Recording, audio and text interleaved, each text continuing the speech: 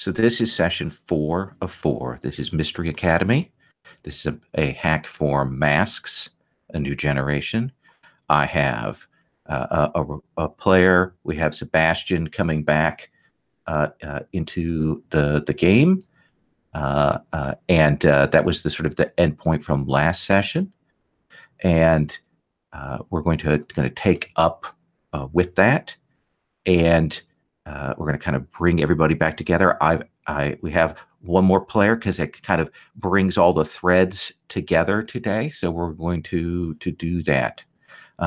We are using a Google Sheet, and then we also have we're also using our Roll for the Party roller, which we have, and I think you guys will find that on the links on the basic move sheet tab of the Google Sheets off to the far right-hand side.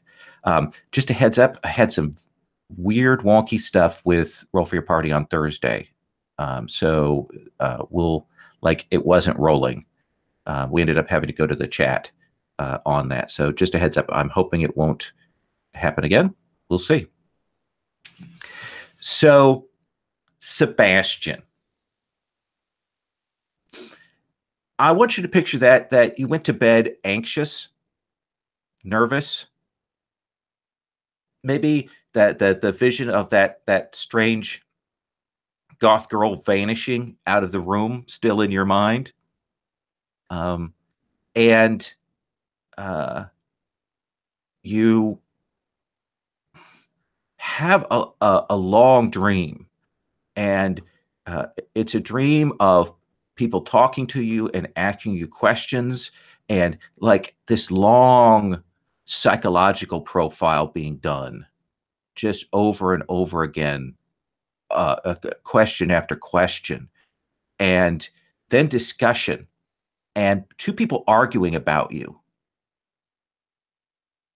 One person, no, he's not a good fit. He's not a good fit. He's going to endanger the mission. And the other one, we don't have time. We don't have time. It'll be fine. It'll be fine. And that kind of goes back and forth. And then you're back at the rooms.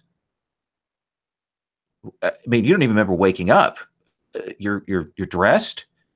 You're sitting in a chair at that little common room table, and Miss Wednesday is standing there, and she says, "Are you feeling better now?"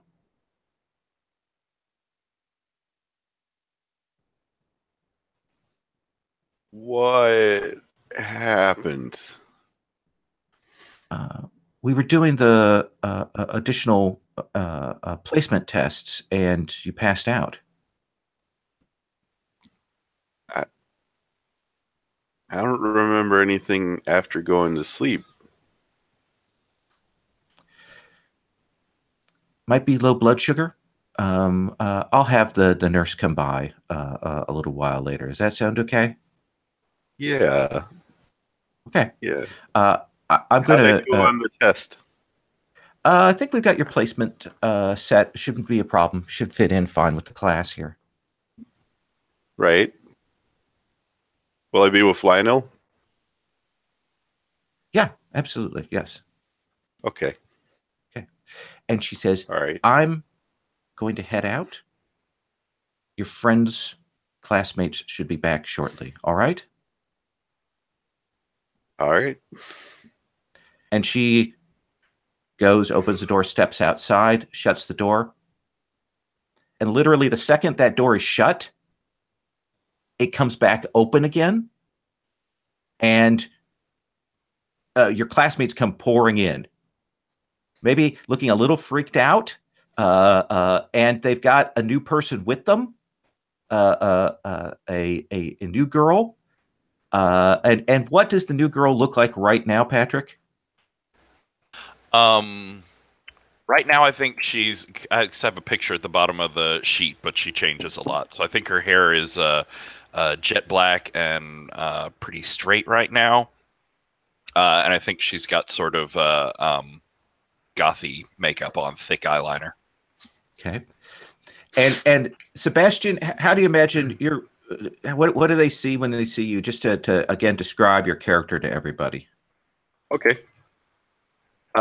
So Sebastian Chevalier is a 17-year-old African-American male. He is wearing like a basketball jersey thing, along with just now. It looks a little rumpled, which normally he keeps them actually pretty orderly. Which I think looks out of place actually on him. Like he didn't quite dress himself, which is unusual. Like his socks aren't perfectly straight. His laces aren't the way he does it, but they're his clothes. So yeah, they're informal teenager. Yeah.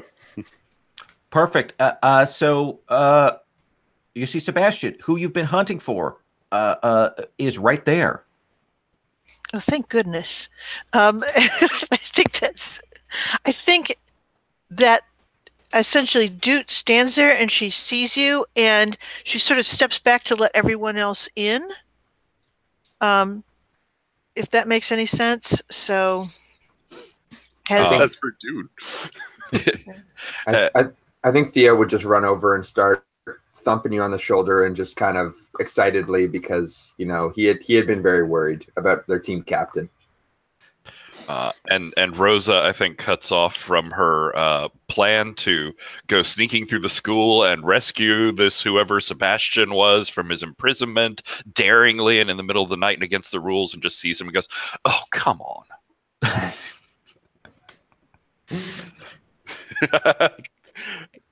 And Lionel, what's your take on that? I think Lionel,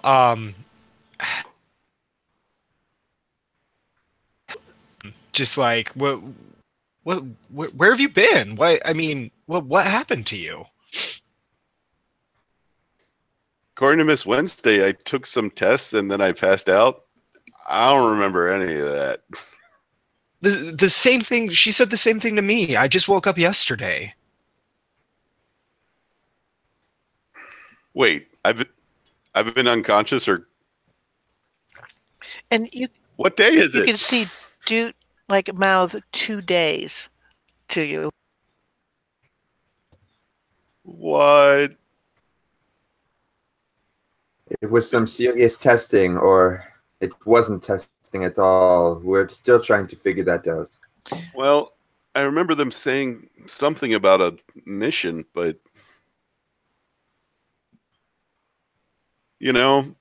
I don't think we can exactly depend on Miss Wednesday to be straight with us.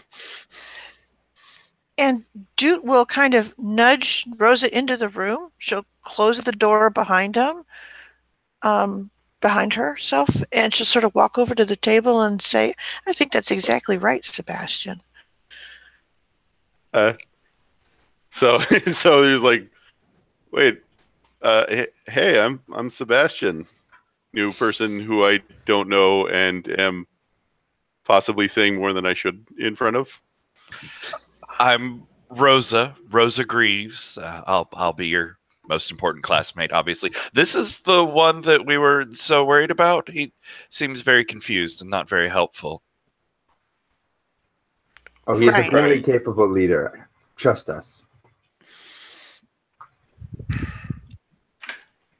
I'm glad you guys were worried about me. It's good to care about your team. They wouldn't shut up about it and wouldn't focus on anything else important. So at least that's good that you're back. Yeah. Right. So what did you find out other than the fact that they're doing stuff with us? That essentially, you remember that room was he there when we found that room? He wasn't, was he? No, I do not. And she stops and she goes, "See, you guys went missing, so we went looking. We went exploring and everything." She goes, "We found a place full of art supplies. We found a place full of costumes. But the other thing that we found was a sort of weird library. We found a peek hole into it. And she goes, we wandered around until we could find the actual door into the room. There's some rules they gave us, and we'll go over those, but one of them is we're not supposed to go through any room that's marked for another class. That's by the colors of the doors. But if there's a red scarf on something, we're not supposed to go through it. So, of course, we went through it, and there was a big Ori in there, and she goes, brass planets revolving to the model. Yeah. So big, huge thing. And then there was a fracas and we got caught, but there was another door that we could have gone through. Turns out we lucked into something they very much don't want us to go into. Like some sort of end goal room. I mean, we should definitely go look at it. You know what? Normally I like playing it safe, but I don't think that's too much of an option right now. I was curious about that library since we got here. You guys want to check it out again? Yeah. And look, we have a whole evening for you where we're not searching for you, so that clears up time. The only thing I'm worried about is August and April. They were not too happy when they thought that they caught us snooping around and they walked us straight back here. You mentioned August and Rosa just like involuntary shivers. Well, yeah, they're actually the physical threat to us. Their physical security. And, I mean, that's pretty clear. Couldn't Dude be a lookout? Like, if Dude doesn't want to be seen, then Dude's not seen and would see them before they see us. And now I can't hear Dude. But now I would need a way to warn you. Yeah, because I guess you would have to be seen again at that point. Right. You could start playing the start of a. Oh no, but it doesn't work like that, does it? No, but here's the thing is that the other thing that we have to recognize is that as long as we don't go through a door with a red scarf, we aren't in any. We aren't alerting them. And just. Do you think the scarves alert them? I think that they have something set up. Certainly, the other security person started making her way there as soon as we moved the other red scarf. Well, we could open doors that we don't care about. Like if we open a whole lot of doors we don't care about, it'll put them somewhere else. It will raise their alert, I guess. But then we're isolating ourselves. Also true. We could try forcing our way through that painting. We could what to who now? Well, like, that's how we found the room in the first place. There's a painting, but we were on the other side of the wall, and we pulled the thing, and you can look through the holes and the eyes, and like in the stories where you look through the painting, and there's eyes there, and they're watching you. It was like that, but then we went around and found the other way in. All right. So essentially go through a wall. No. How hard could it be? If we can find a door, we can go through the door. Like, there's going to always be more than one way. Right. Let's go have a look. We have a wizard after all.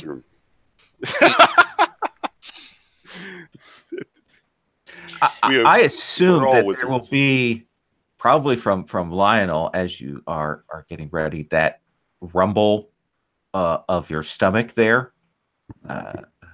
Since you guys have been going all afternoon. Right. New plan. Let's eat first. Actually, that's a good idea. We'll just run down to the kitchen. There's a bunch of leftovers in the fridge. And I guess we'll show them the way. Okay. We'll eat a bunch of Chinese leftovers. Yeah. You can go down. They have a very nice kitchen set up for you. They'll show you that. A couple of stoves, a fridge. They have all these leftovers that apparently were prepared earlier in the day that they can get and put in like a carry bag. And so you can load up with provisions.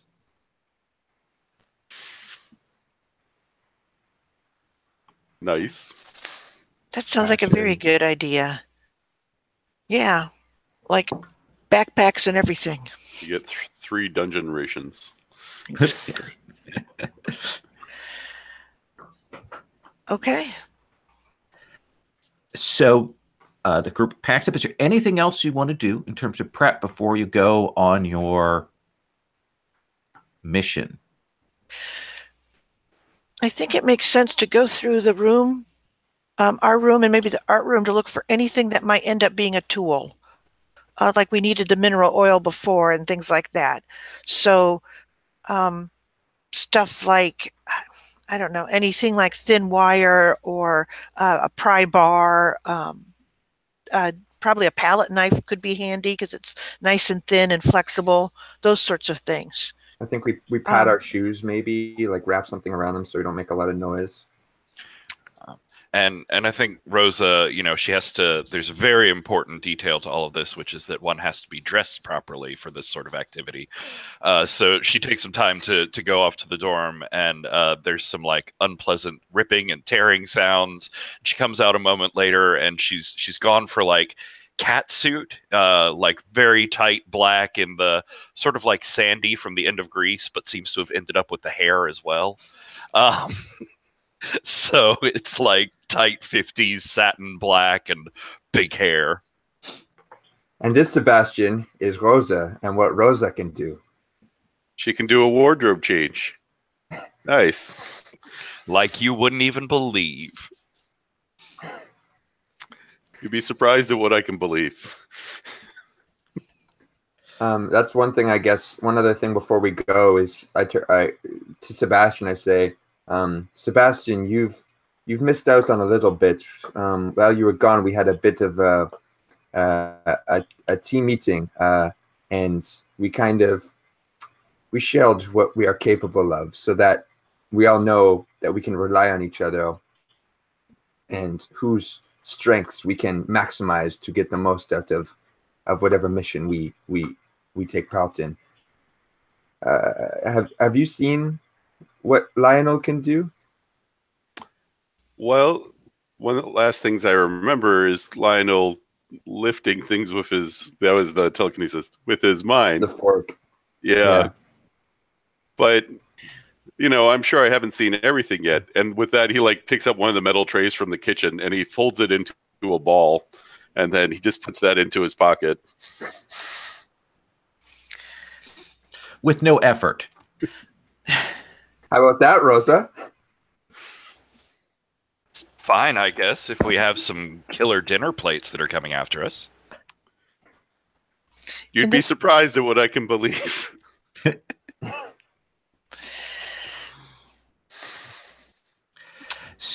So, guys will get your shoes together.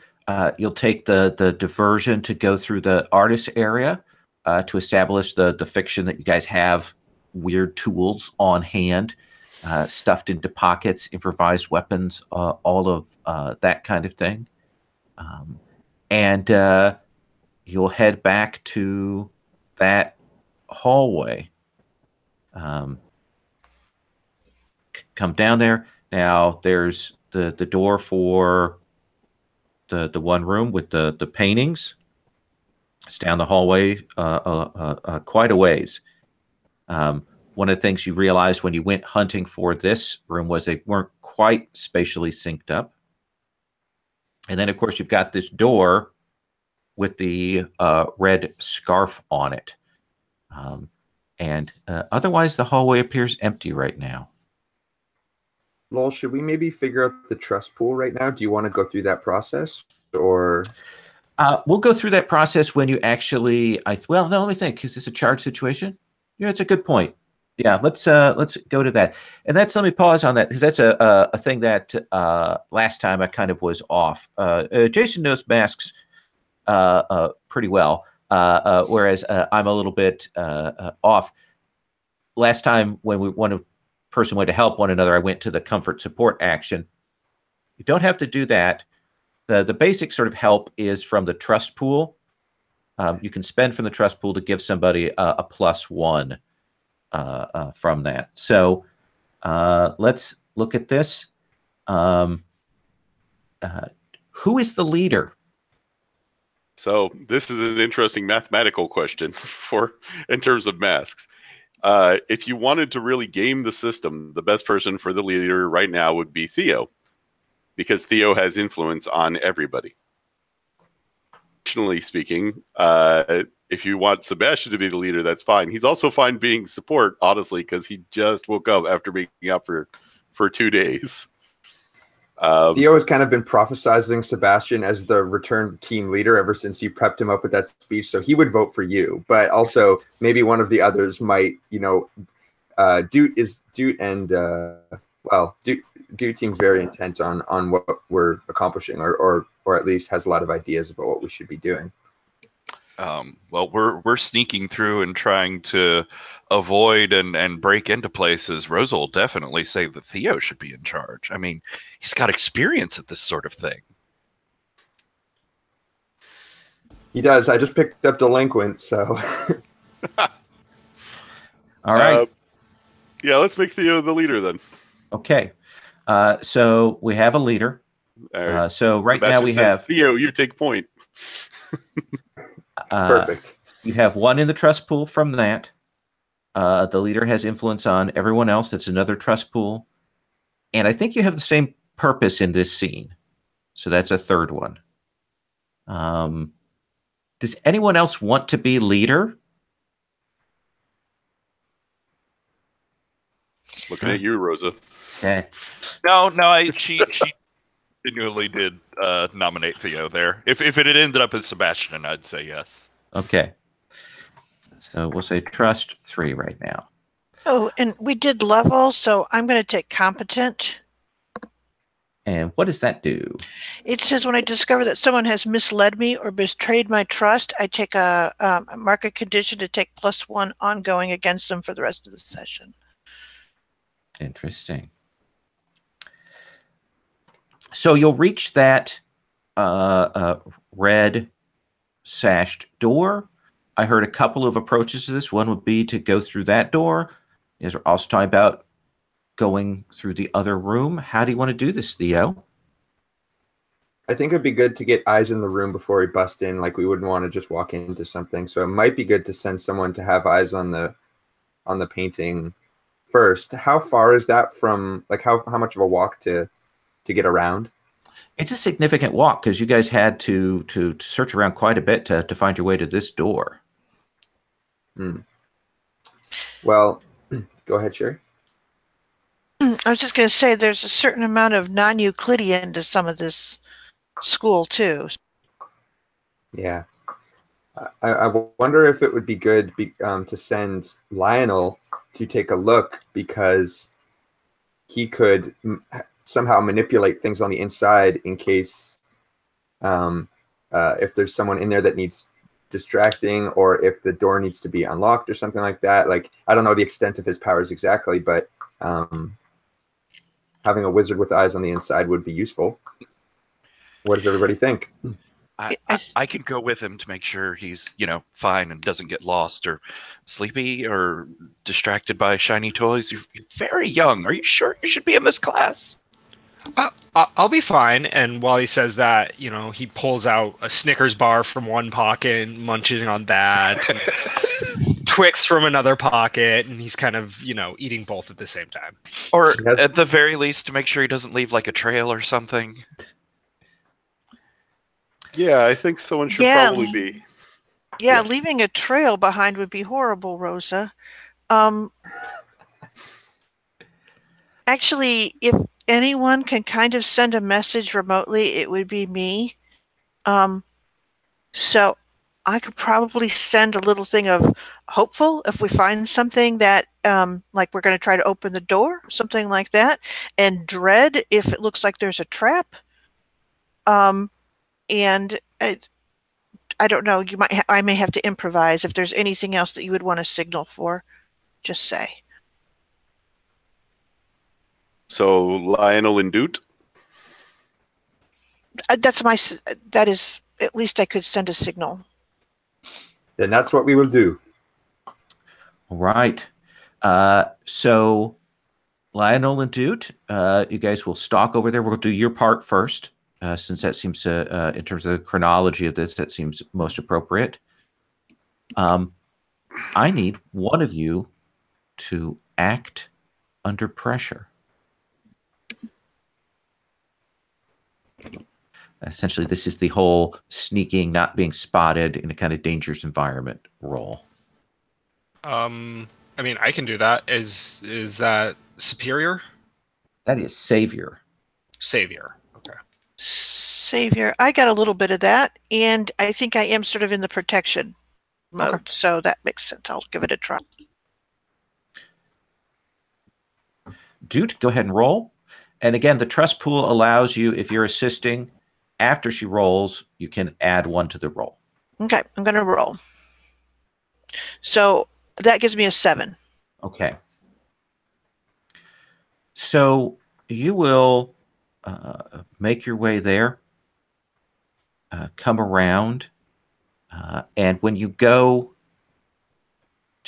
into the room with the painting, remember there were a couple of rooms you had to go through to get to that. Okay. It was a room, and then there was another one, and then you came to the room that had the painting in it. It was to the costume room, right? No, that was the costume room that had the painting that we looked through. That's right. Yes. You will hear, when you get to that door, noise. Like there's people in there. Yeah. And so essentially she'll give Lionel the thing and they'll listen because the staff wouldn't make noise, so she's guessing that it's classmates. So she's just going to listen to confirm that. There's too much stuff in here. Jesus Christ. How are we supposed to find anything in here? And then a more steady voice says, we know that they were here. They found something. Just keep looking. And then the sound of clothes being moved on racks and all of that kind of things being opened. It sounds like maybe 3 or 4 people in there. Okay. And she kind of goes, okay, it's that class with that Ichiro guy in there. Could we maybe, I could like make a rack fall over in the distance, and you could make them feel really scared of it, and maybe we could scare them out of here? Oh, but we'll have to get inside and hidden, though. Does that make any sense? Yeah, we could do that. All right. 13. Yeah, so we're going to try that to get in there, because if they come running out into the hallway, then we'll be there, and that's inconvenient. Okay. All right, yeah, we will try that. Oh, man, way too much unleashing early on. Okay. So I think that's another act under pressure to sneak in. Okay. Let's see here. Can I? All right, let's do this thing.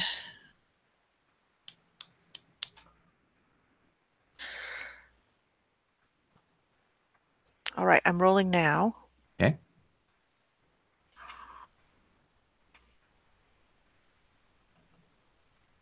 So that's a 7. I'm going to need you to mark a condition from the stress of this. What do you think is appropriate for that as you kind of sneak him in, and what does that look like?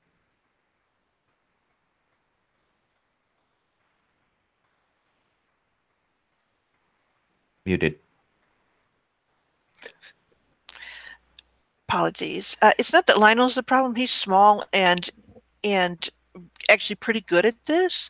I think the problem is more that she is so wary of that other group that she's just stressing herself out trying to keep track of them. Okay. So, yeah, I'm going to go to the sheet and see what looks like an awesome condition. I'm going to say no, I'm not. I think afraid right now. Okay. Just because she really does distrust Ichiro. Everything about him is all the bad things that she associates with a person. And in the room is Ichiro. those two girls that you saw before, and another kid. So it looks like 4 people in there. So we're going to cut from you guys getting in the room, getting yourself set up. We'll cut to you 3. It's probably that awkward bit where the 3 of you are standing in the hallway, waiting. And then you'll hear footsteps coming this way. Like sort of solid boots. And you'd guess just by the sound of it, given that you encountered her before, that it's probably Captain July. What do you want to do? Would there be any other reason for us to be in this hallway, or is it very obvious that like this is the way you'd be going? This is a ways away from where your room is, so you could give an excuse, but you're not sure how much she would buy it. Are there any other doors around here? There are a couple of others. One of them is marked with a red scarf. The other one is not. Rush towards not. All right. I will open the one that is not. Okay. I want you guys to roll an act under pressure because her footsteps are pretty close. This is just to see what occurs here. Who wants to roll that? I will roll it. Okay. On account of I'm pretty good at Savior. That you are. Yeah. All right. All right. And I don't currently have dice here. All right. What color are you guys not using yet? Yellow, purple. I'll do red, I guess. Red. That's a strong color. So that'll be an 8. Okay. If we want, I do have delinquents, so if I spent a trust, I could get us to a 10, but I don't know if you guys want to deal with the fallout here. Well, I'll tell you, on the one hand, we're absolutely satisfying what delinquent's supposed to do. And you know, I hate spending trust, but at the same time, you just got it. When else are you going to get a chance? I say spend it. Let's get the 10. Well, we'll be doing a lot more rule-breaking actions. I'm just worried because she's the head of security, and it could be bad news. Yeah, she's scary. Go for it. I say just go ahead and take the 10. I mean, amongst other, we've got a relatively good team pool. You know, it's fine. All right. So what is it that you do to make sure you guys aren't spotted?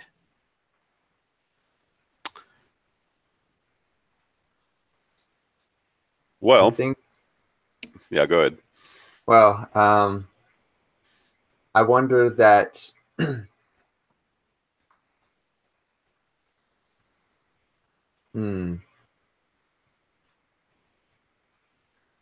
mean, it could be that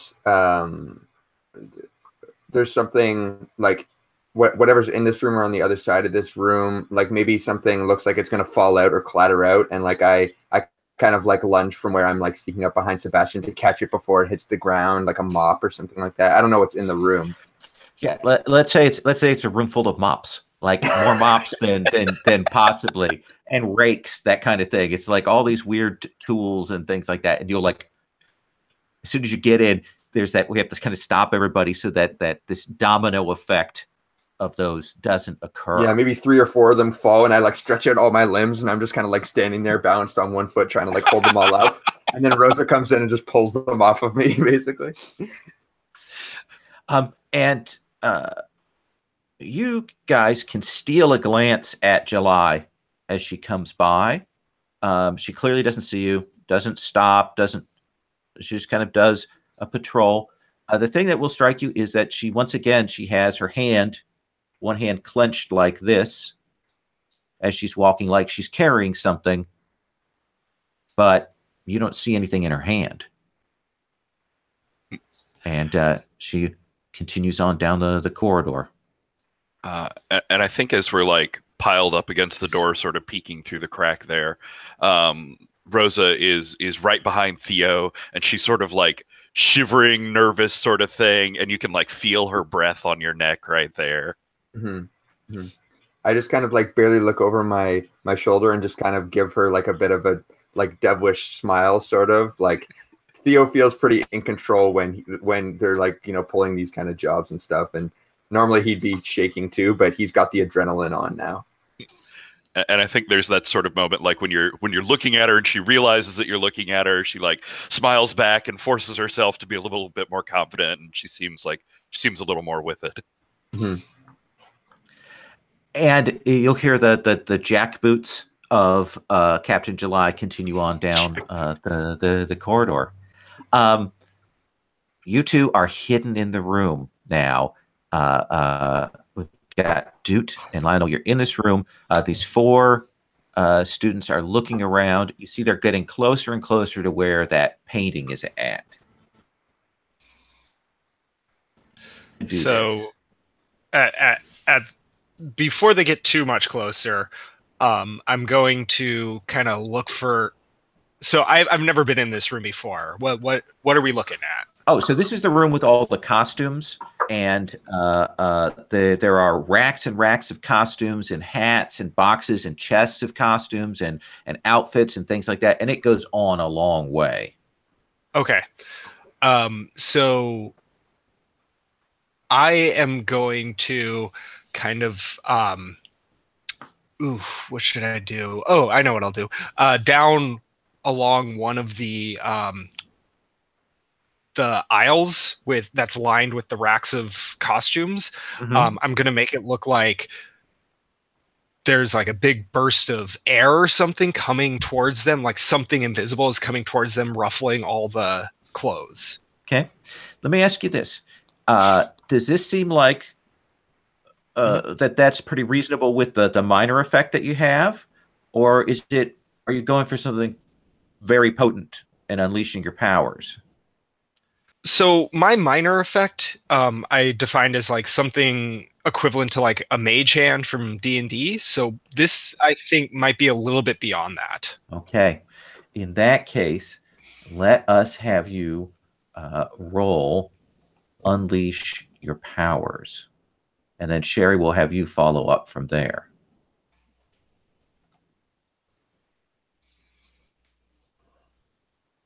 Oof. Nope, that's a 9. Awesome. It's a 9. All right. What condition do you want to mark?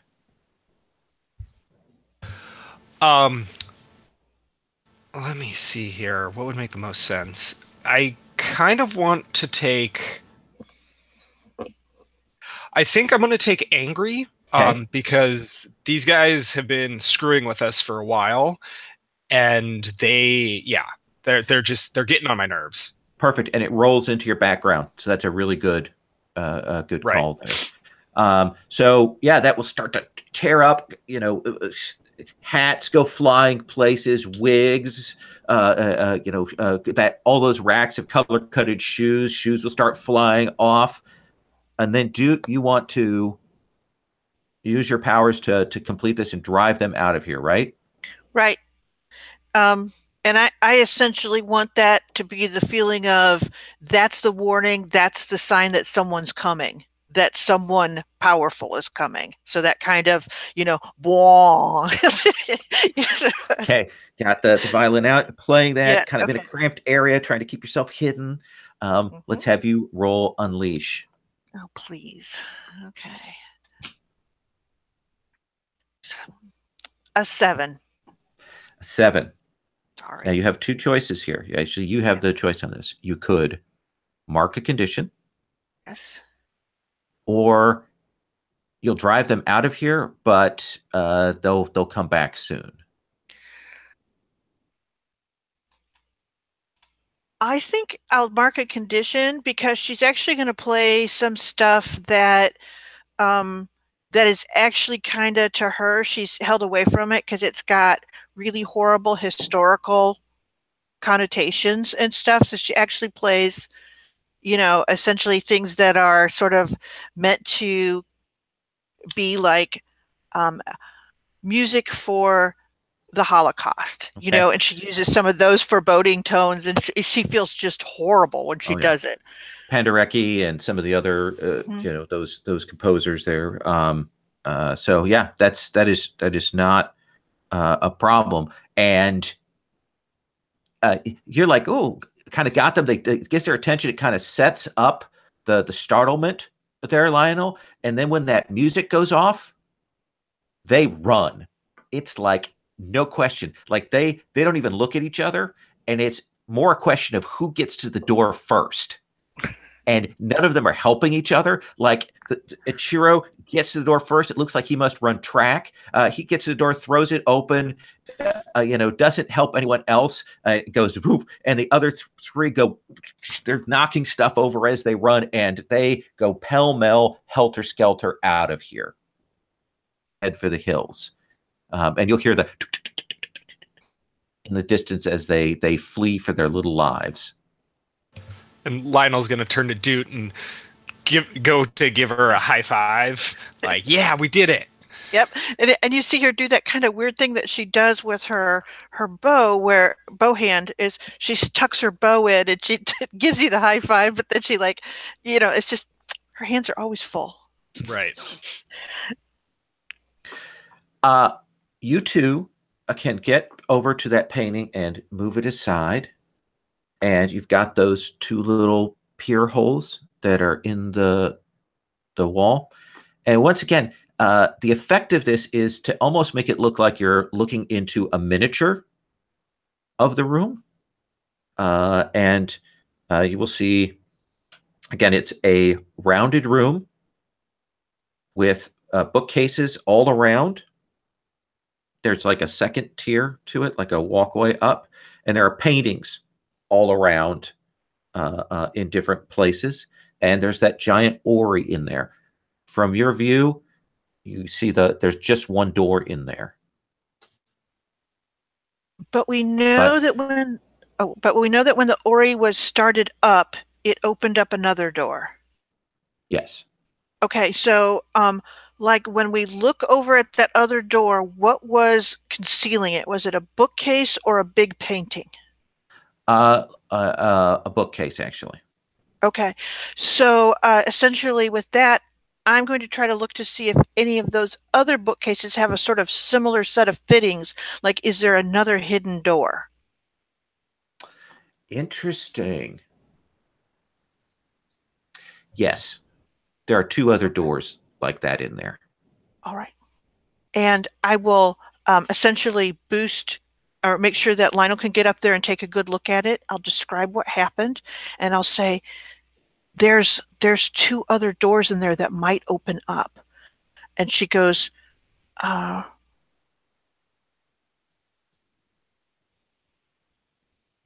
let's see what happens if someone starts the Ori.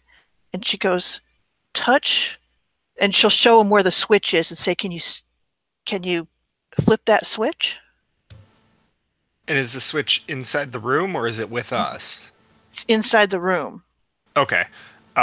So yeah, I mean, I think this falls under the purview of my minor power of just, yeah. Perfect. So he just kind of really squints and concentrates and flips the switch. Okay. And it will move, and you will see slowly that Ori start going. There is kind of a sound when it starts up. It clearly hasn't moved. And again, it was that metal sound that you heard before, and it will start rotating.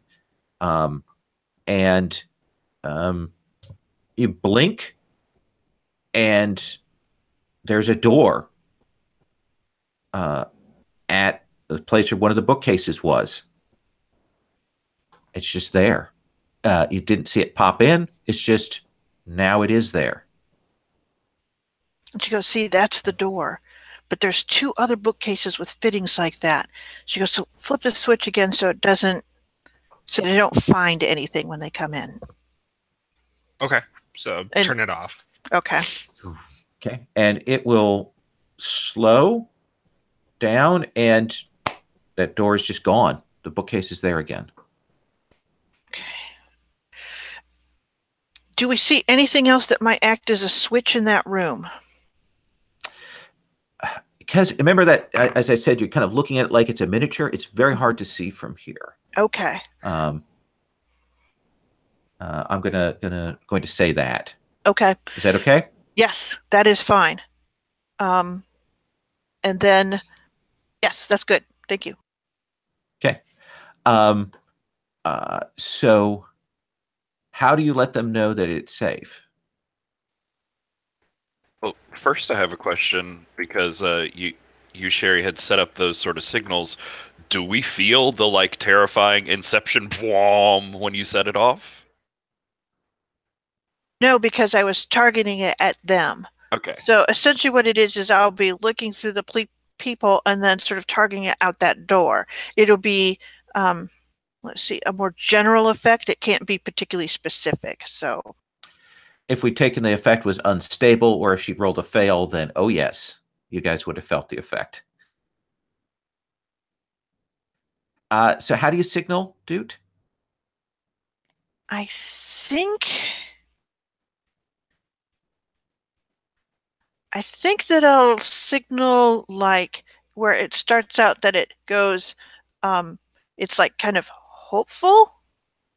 But then it does a sort of leveling off, like almost like, and then a pause. And then it starts out with that sort of leveled off sound again. So it's like, it's not bad, but don't go charging in.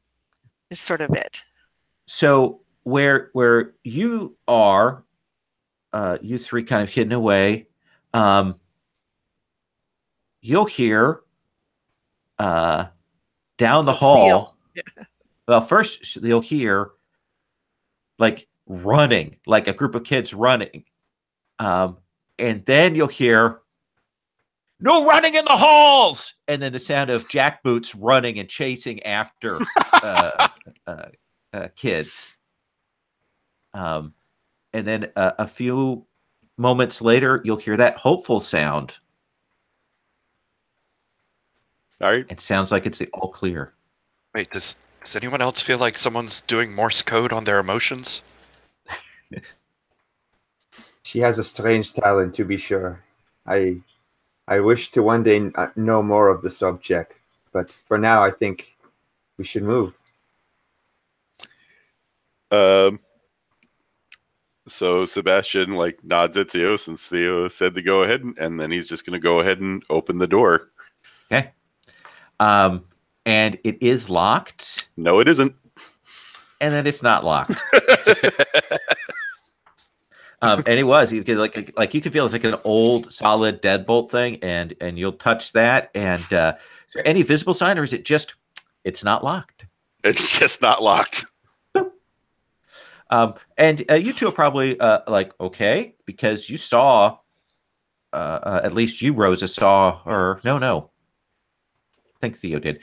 Turn the big key in there. But yeah, there's a hallway, and there's another set of doors at the end. And if you guys want to go forward, you can move through up into the room with the Ori.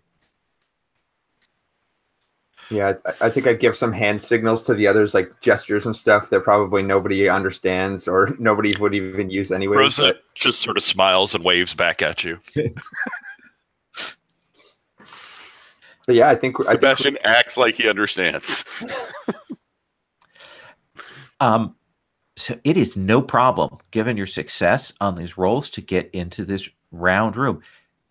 Interestingly for you, Sebastian, this is definitely not the library that you saw before. Nice. A round room, nice wooden floors, beautiful, brass fittings, kind of got a little bit of a nautical theme. There's this brass Ori in the center. There's a second tier up top, like no ladder or rolling ladder or anything like that to get up there. But then there are about a half dozen of these paintings around that are all paintings of what looks like shipwrecks. So very strange. More than one library and a fascination with shipwrecks. All right. Yeah, they like old paintings in here or something. I don't really get it, but this one over here, and I'm gonna head over towards where the sort of peephole in the wall are. Okay. Yeah, you can kind of you looked through it before, so you can kind of guess where that's at. And I'm gonna go up and look through them. Okay. So it doesn't look back into the costume room. What am I looking into? You see these flickering lights, and like water, and you realize you're kind of looking into a room. It has clearly a glass ceiling, and you kind of see that the light comes through a little bit greenish, and it's an indoor pool. Oh, well, that's not supposed to be there. I sort of like poke my finger through the hole. Is there like some sort of thing up in the way or something? So when you put your kind of finger into the hole, like the moment it goes in, you feel like your finger's been like not painfully cut off, but you can't feel your finger. Squeak and sort of pull it back. Okay. It's very cold. Like, you know how when you're in a really cold place for a long time, you get that sort of ice cold skin? It's like that. Theo, the wall bit me. What was that? No squeaking. But the wall, it bit me. Bit you? Come over here. Look. This should be the secret viewpole. There's some sort of pool or something, and it's very cold. I didn't say anything about a pool. I asked about athletic facilities, and they never mentioned a pool. I don't know if it's a pool you'd even want to swim in, but I take a look through the hole, and then I kind of just like the sort of gravity hits me for a second, and then I just kind of take a look back, and we get the shot of just like the whole wide room up at the orrery, and I say, the whole room, it must be on a track. It must turn with the planets.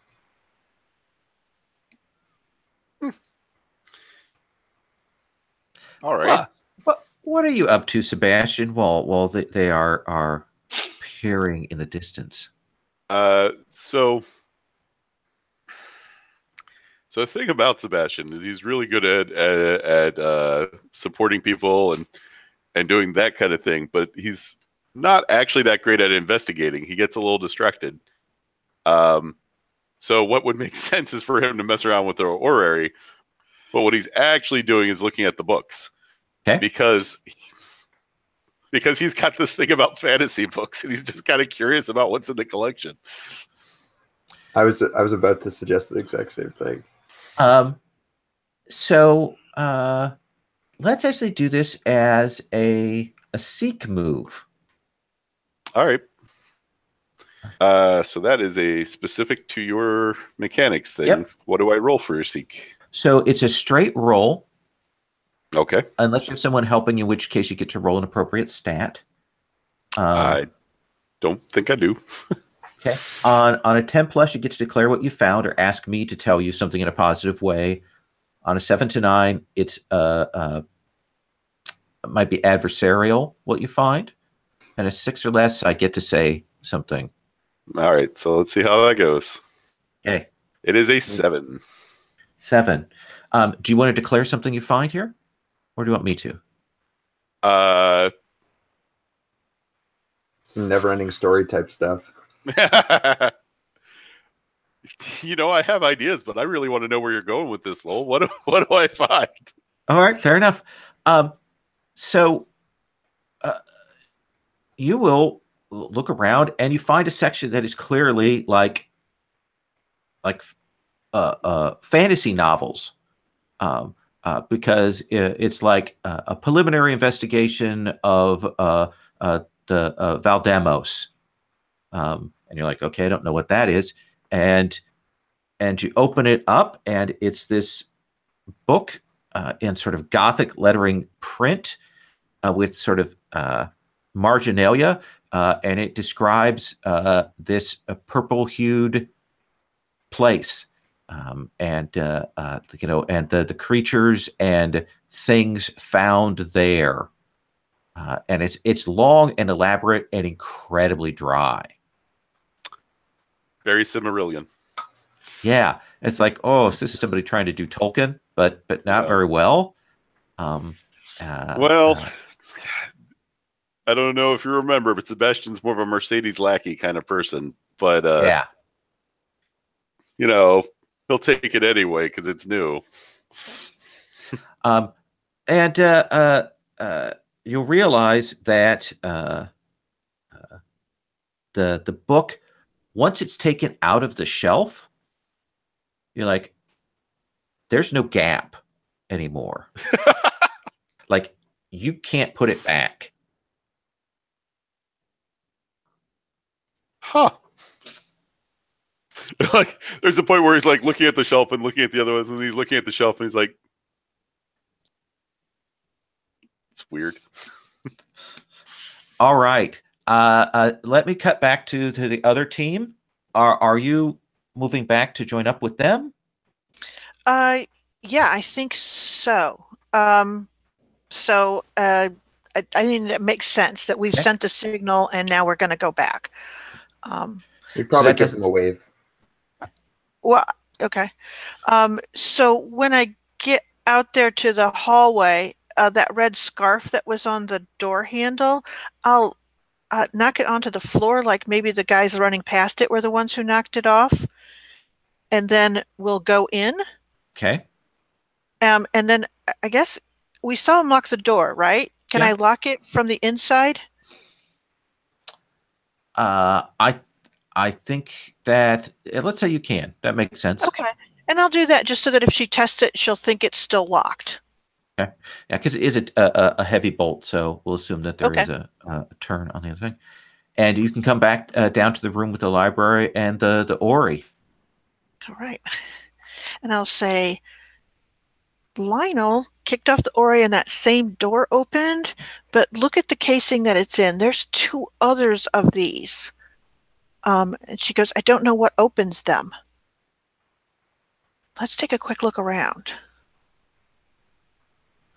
And I've seen a lot of old mystery movies and read old trashy mystery novels, so I know the trope of pulling the book unlocks it. So I'm immediately just like running and like pulling every single book that I can find. So what, when you find the second switch, what is it? Is it a book or is it something else, Lionel? I think it's a like a small bust statue that like I kind of tug on and the head rotates, or not rotates, but it like flips off and there's a switch in there that I can hit. Okay. Like a big shiny red button. Absolutely. Okay. Glows sort of candy red. And when you push that, the Ori starts, but it goes the other direction. That goes Widdershins, counterclockwise this time. Also, now you'll realize that in your pulling of books off the shelves, that there are a bunch of books now on the floor. There's no gaps. Oops. In there. Guys, we may have to. If we care that if anyone knows that we're here, we may have to kind of take these back with us. And another door opens. It appears there. Different look to it. This one looks old and sort of worn and oak and very rough hewn. I would like, even though I'm not great at these roles, I'd like to inspect the way these doors are opening, okay.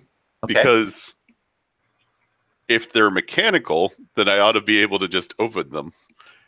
But if they're not mechanical, that tells us something too. So Yeah, you go to this new door, this old door, and there's nothing metal that you can touch on it. But there is like a big oaken handle, and it does pull open into the room. So what I meant was the portals appearing at all. Oh, okay. Because if it's a mechanical effect that bookcases are moving, that's one thing. If the doors are literally just appearing in reality, that's another question. Perfect. Yeah, no. I mean, the door was there. Sorry, Yep. The door wasn't there, and then it was there. And in the blink of an eye. And you kind of go over to where the other door was before it vanished. They tell you where that is, and you don't feel anything like a door. Right. So I think I got to share this with the party. I'm like, guys, these doors they're not mechanical. I read a lot of books, and I think these are like portals. Like to Narnia? Yeah. Something like that. And I think when the new door appeared, like Rosa sort of excitedly like, oh, and she's rushed over to it and she's inspecting that door over there.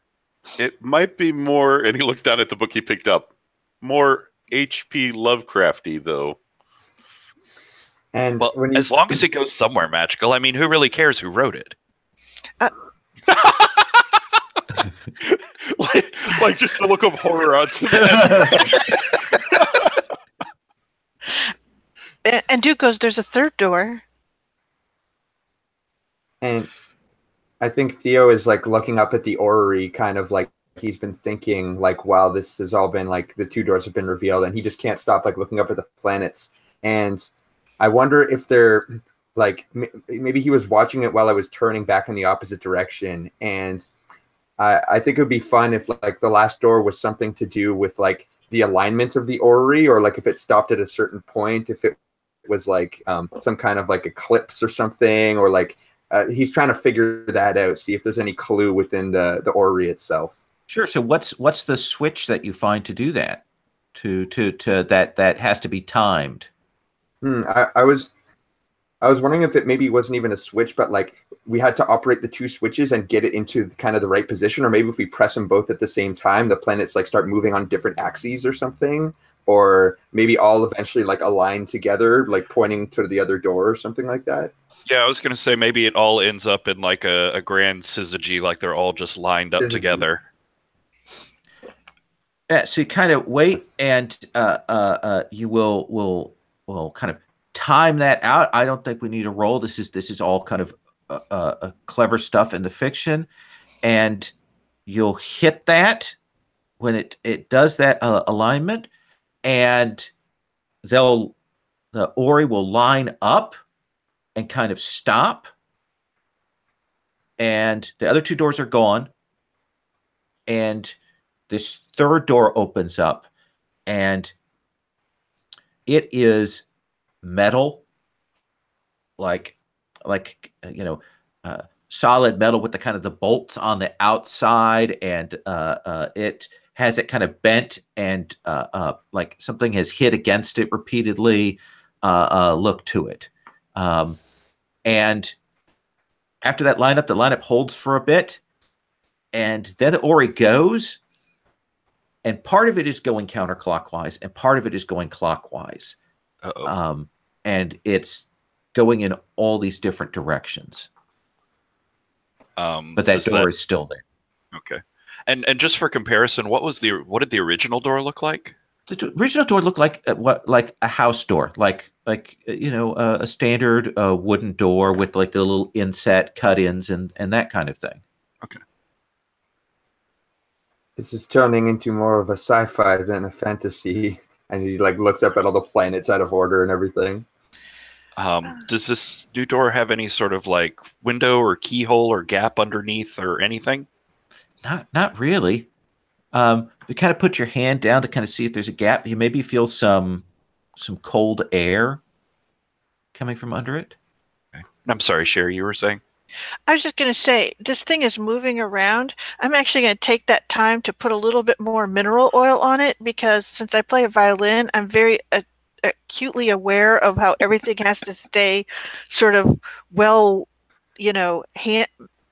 managed. And it's like, to her, it's like, if we don't keep this thing from breaking, it's going to be bad for us.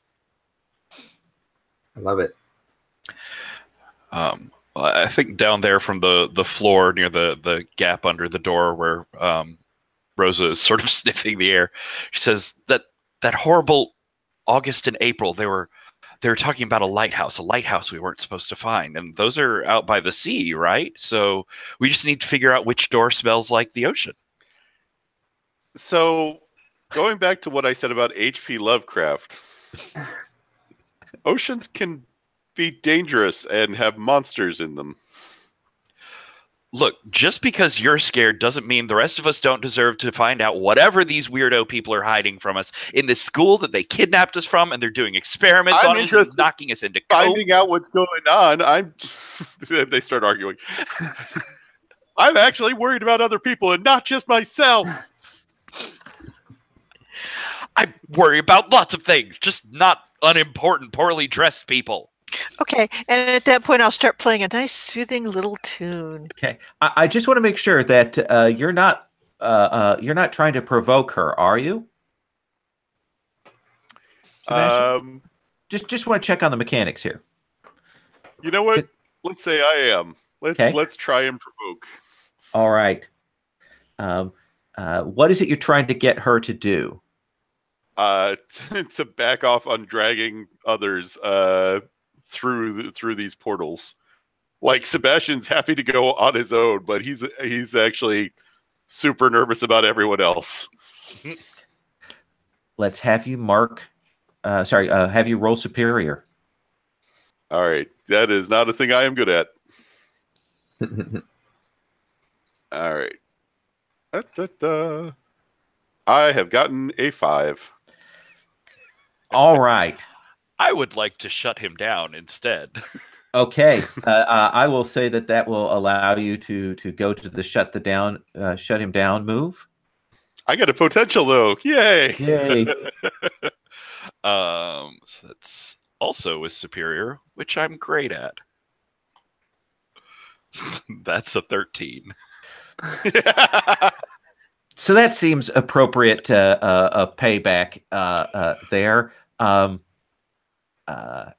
And so what is it you want to get out of that then? You get to inflict a condition, make them lose influence over you, or take influence over them. I know, and I'm really torn between taking influence or giving him insecure, which would be wildly appropriate but horribly debilitating in the situation.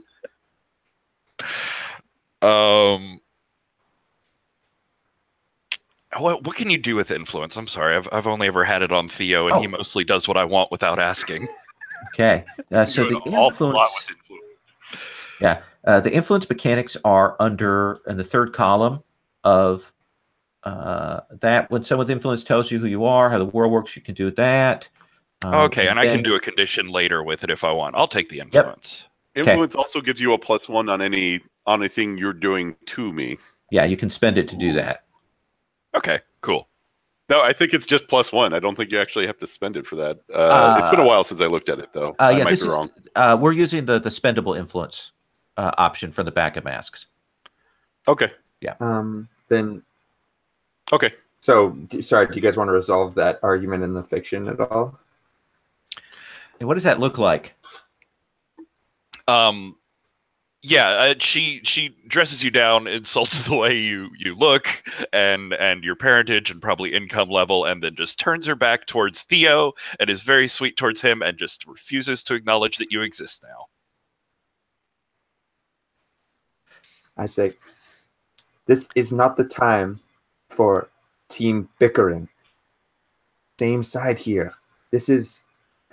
We could be going into something very dangerous, and we all need to be watching each other's backs. There can't be any of this conflict right now. Yes, so it's good that we all agree that we need to search for the lighthouse door and find this thing that they don't want us to get to, especially before that stupid other class gets to it. The Ori stops. Like it just stops in place. I say, just give me a moment, Rosa. I'll see what it is that is pulling us in what direction. I go and walk up to the orrery, and I sort of climb up onto like the center like mechanism of it, and I'm kind of just like standing up. I've got my hand on whatever like it is support bar. covered in mineral oil. Don't forget. Cool. So I probably unelegantly like slip when I first start to climb up, and then like kind of pull myself up a little bit. I want to use my powers here and sort of while I'm grasping the orrery, and I want to kind of close my eyes and focus and see if this might be an unleash, because I want it to be a little more powerful, and I want to kind of see which door is pulling us the most, and maybe a little glimpse of what might lie on the other side. Okay, let's have you roll. Cool. So that's going to be freak. And I have 0 in that, so this is just straight roll, which seems somehow appropriate. That's a 9. Unless anyone could support me in any way, I don't know how that would work, but yeah, we would need something in the fiction. This is how. Because essentially when he gets in there, he doesn't realize it, but he's trying to create a harmony with that thing. And I can see which part of it is preventing it from doing that. And she'll just drop a little bit more oil in there and tap it with her finger. Essentially the part of the ori that wasn't going along with it. Could you run your bow up the side of part of it? Could you maybe in one of our conversations before about music, I had mentioned to you that my mother used to play Debussy a lot, like in our home or something. So maybe there's like you start playing like Prelude or something like that while I'm like focusing, and we just get that shot or something like that. Sure. I can give you a soundtrack. It could be Gustav Holst's The Planets or something like that, or like Jupiter or something. That seems really appropriate. So you will extend your senses, and you'll see kind of a quick flash. The first one is a flash, and you see that tower that you saw from when you guys were driving up. Remember we described that there was a tower sort of in the middle of the house somewhere. And you'll see a flash of that. And it's like you see fire with that. And then there's a flash of that tower that when they were driving in, Hanso Min saw out in the woods. And there's like a flash of chains and a dancing circle. And then you get a flash of something you haven't seen before, of this from this third place, and it's a lighthouse.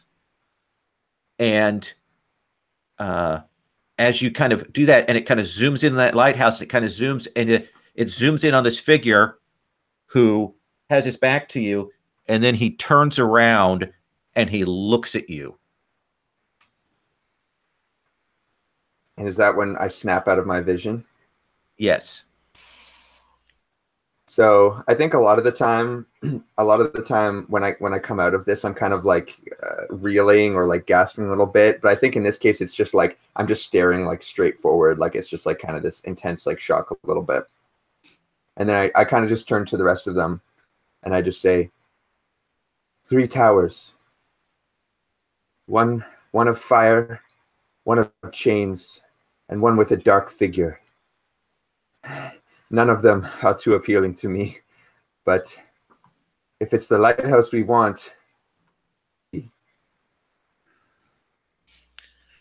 That makes sense. We had to work together to get it open.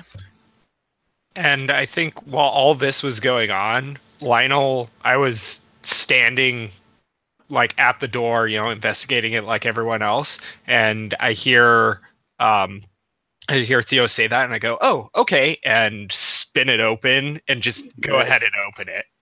Okay. Perfect. This seems like a good place for our 5-minute break. Yes. Sebastian yells, "No!" No! All right, we'll take 5. We'll come back.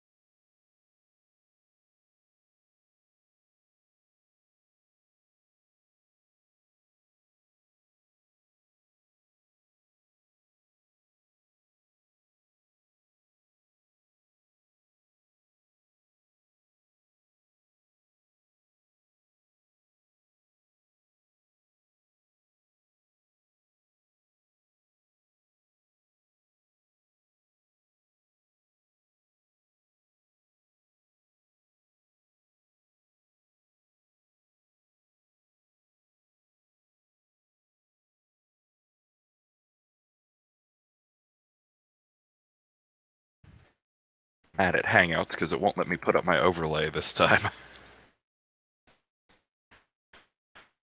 Yeah, it does that weird thing where it's like, yeah, nah. That Yeah. overlay was so good. And it just won't even let me into the toolbox. Google's weird. Can you remove it and then kind of install the app again? Does that work? I mean, maybe. This is the first time it's happened to me, middle of game. You are very lucky then.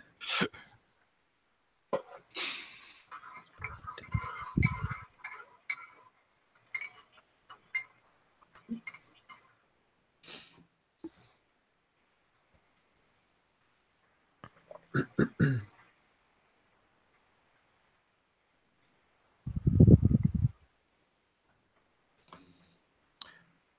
was glad I was able to bring back Captain July there for a brief cameo. Yeah. To scare the crap out of us briefly. Yes.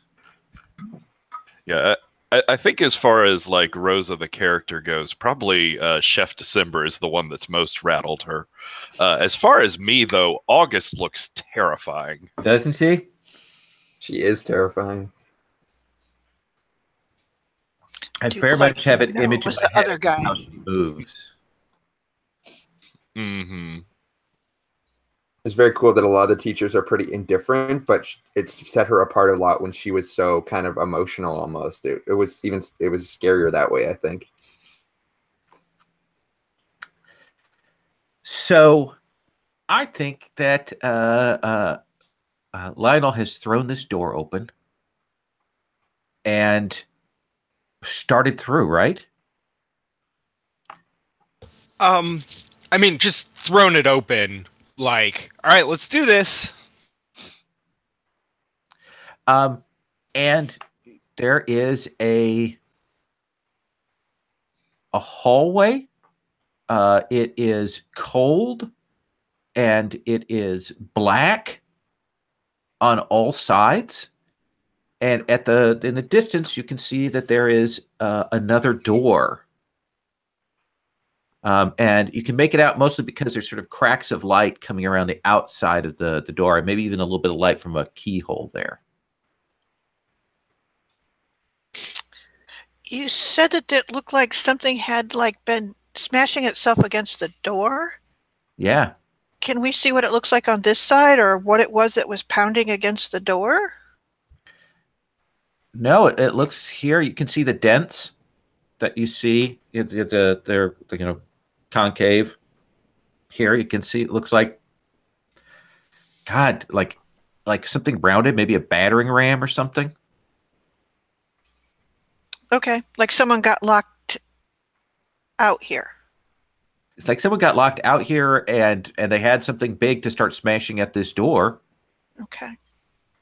All right, let's go see who it is if they're still here. If we're gonna do this, then we gotta play it safe. I think Go ahead. Sorry, I was just gonna say. I think I'd say, Sebastian, this is something out of one of your books. And while I know how to break into places, I think it might be best if you lead from now on. He gives a sideways glance at Rosa. And he's like, I'll take point. Does Rosa put up any resistance or?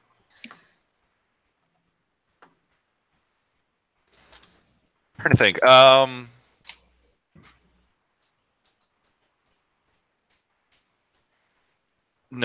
Sorry. No problem. Yeah, she'll sort of hesitate and look to you and be like, "If you think so, Theo." And if I need to, I'll spend an influence to get Rosa to cooperate. I think that, if that would help, maybe I would say something like that. Like say, yeah, that might be more interesting. Yeah. So, Rosa, what's your reaction when Theo kind of puts that pressure on you, and he does spend the influence? So yeah, I think she's like looked at Sebastian and looked back at Theo, and be like, "Really? I mean, Him? You're the one with the magic that's all through here. I saw, but I didn't get any sense of direction. I don't have my bearings here. Sebastian is a natural leader. He was the first one who thought that we should work as a team, and it makes sense. And I think she'll sort of take that to mean like your powers have sort of thrown you off kilter and weakened you, and you're not like wanting to say it in front of everyone. And so she's like, oh, well, yes, well, maybe he can lead through the simple part here. And she'll sort of like lean into you and sort of grab you around the waist and like pull you to lean in on her as you walk together. And so they have that little conversation. But let's cut back to you, Sebastian. Basically, his intent is to take the tray out of his pocket and then throw it into a shield shape, and literally be in front. Okay, get that set. And Dude is right behind him. Okay. So we all follow up to where Lionel is, and Lionel, do you let them go first? I first jump in kind of in the middle of it, but then I'm like staring at the hallway as we walk down it and kind of like walking slower than the rest and slowly drifting further and further back. The walls, floor, and the ceiling of this hallway, it's like it's cold like black marble, but you're not seeing any of that kind of veins like black marble. It's certainly got a little bit of reflectivity to it. Like it is shiny because you're getting some of that light from the room is kind of catching in here and from the down the ways. But when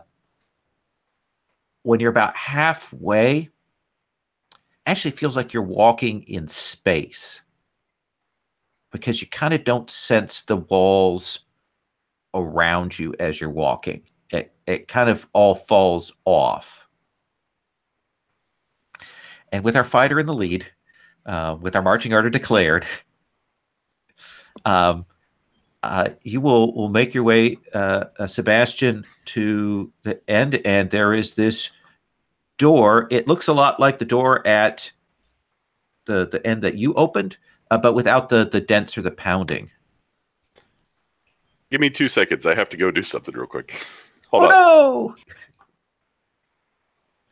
Ooh, there's a cliffhanger right there. Well, I'm definitely glad that we have a wizard on our side right now walking into this dark tower situation. Yep. Le petit sorcier.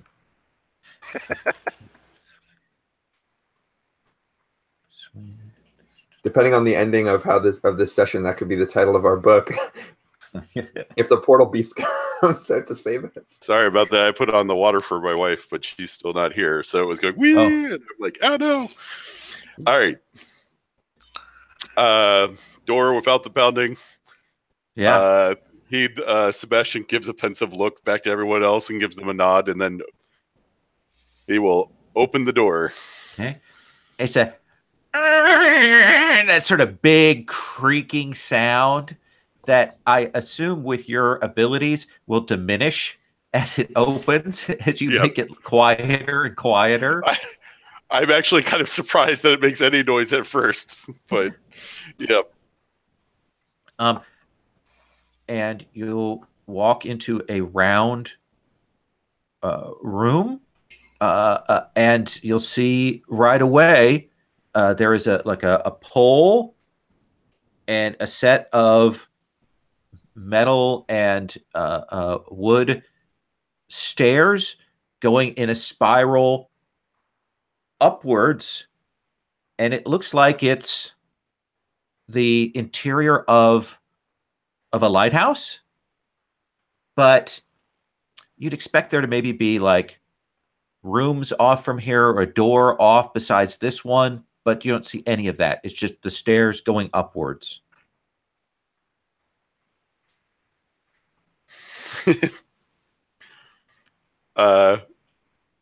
He looks at the great big stairway that is just like, hate dungeon crawls.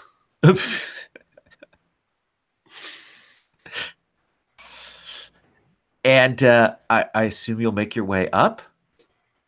Only one way? Okay.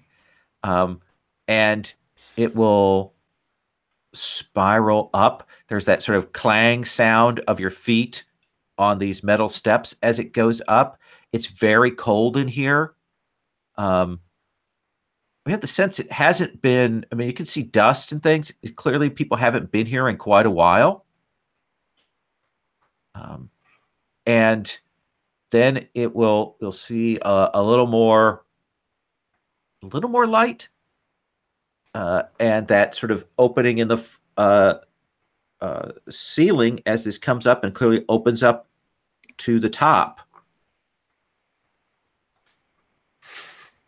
I guess they don't get much lightning out here, because that would be insane. And you will step up into, you've seen them in movies, a lighthouse room. There's the big Fresnel multi-sided massive lens in the center, the sort of spirals on it. That takes up the center part of it, and then there's a walk around space, and then there's kind of a little windows, and then there's an outside ledge outside of that, and you can see clouds and kind of hear rumbling of thunder off in the distance. What sort of, that sounded sort of like modern metallic lighthouse, but what is the sort of like aesthetic of the lighthouse here, or age? It looks like a real classic New England style lighthouse. It definitely is appropriate for the area. It has that sort of white painted look and all of that. If we look out, can we see the town? So you guys walk up and kind of come, and this lighthouse is on the cliff. But when you've come up, this lighthouse hasn't been here. Like when you drove up, from where it's positioned, you should have seen it right away, but it's not. But you can look back at the house. You'll see the grounds and the house, and you'll notice that you don't see the other two towers. There's no tower in the woods, and there's no tower on the house. But yeah, you can see the town down below. You see the water and the waves, and the distance there. It's cold, and you can kind of feel the wind on you as you come up to the top of this. The light is not operating, because it would have been super bright in here. While Dude's looking towards the city, I just want to scan the horizon and see if I see any ships out on the water. So kind of, again, that sort of metal ledge, you kind of have to step out and, open, and the air kind of buffets on you. And you'll kind of put your hands on the rail to kind of look and see. And your vision goes whoop, whoop, whoop, whoop, whoop, and it flashes shh, and there's a ship, like an oil tanker, and your vision comes in on it, and it comes up, and you see it come into a guy standing on the side of the thing, smoking a cigarette, and then it'll go inside, and you'll see these people eating their breakfast, early mess at on the ship, and then you can actually look down into the engine room, and you can kind of pull up where the captain's at, and you can read things written on paper there. Oh boy. And I think when I come to, I'm almost dangling over the edge. Like I've almost lost my grip or something. Like I've been moving forward while I was getting this vision. And I don't know if someone's there to kind of pull me back, but I imagine the storm's like going all crazy, or I don't know if it's a storm, but the wind at least. Wind is picking. I think as you sort of like stumble and get caught by the wind up against the railing there, Rosa, she like yells out, "Theo!" And she runs over to like grab you and try and save you. So you get a hold of Theo. What about the rest of you? What are you doing? I see Theo kind of looking off in that distance. I think I'm looking at the city to see if it looks like what it did when we drove through.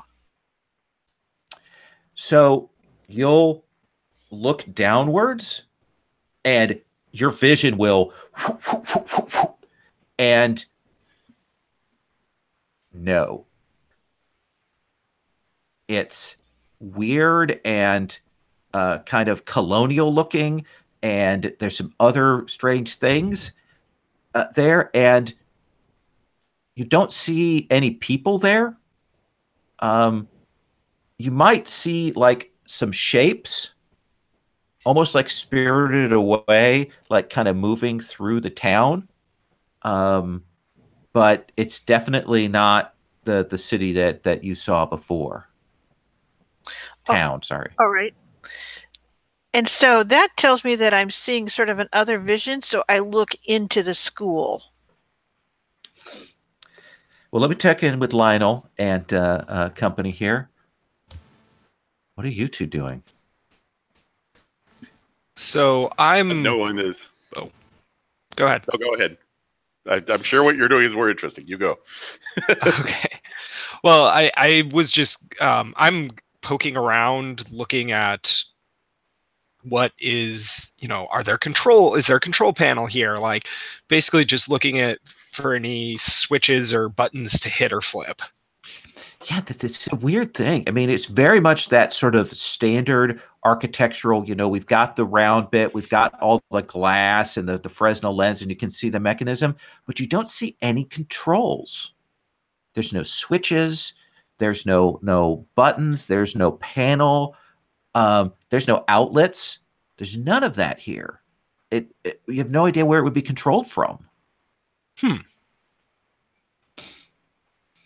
What about you then, Sebastian? I was in fact also going to look at the light. So we've got a primarily empty place that doesn't really have much in the way of writing, and a lighthouse that has the stuff for light but no actual controls for it. Am I about right on that? That is right on. Okay. And currently I am unaware of ship at sea, possibly in peril, or the ability to look out at other things, right? Right. All right.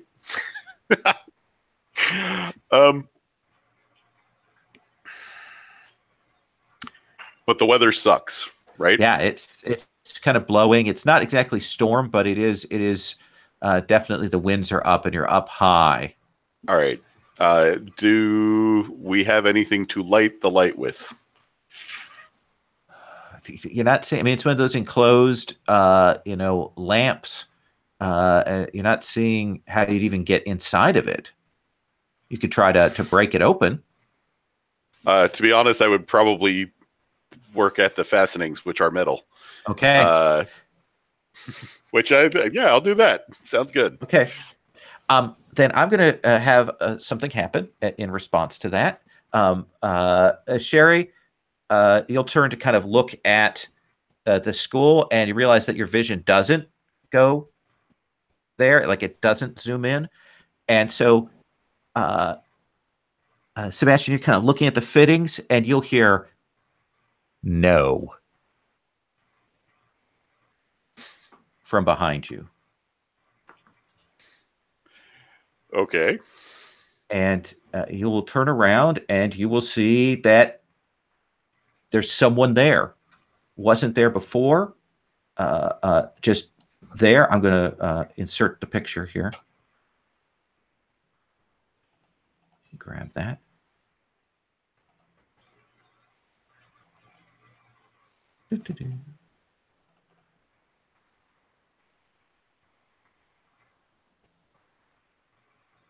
Uploading. So put them on the students page. Okay. And they appear on the lighthouse behind Sebastian. They appear inside that inside compartment. So the other three of you are on the outside. And you'll see this fairly tall figure in this weird long coat. has a staff. It's a long, long ponytail, kind of a messed up face.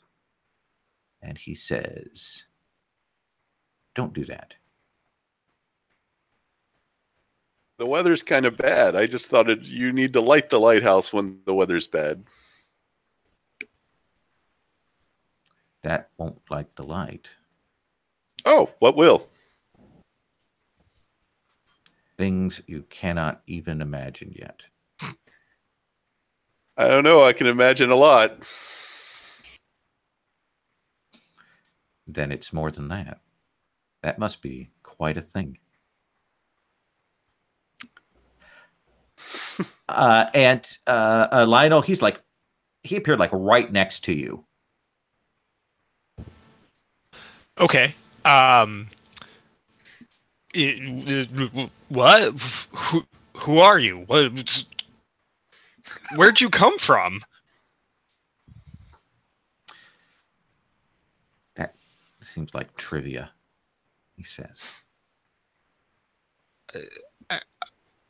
Are you the lighthouse master?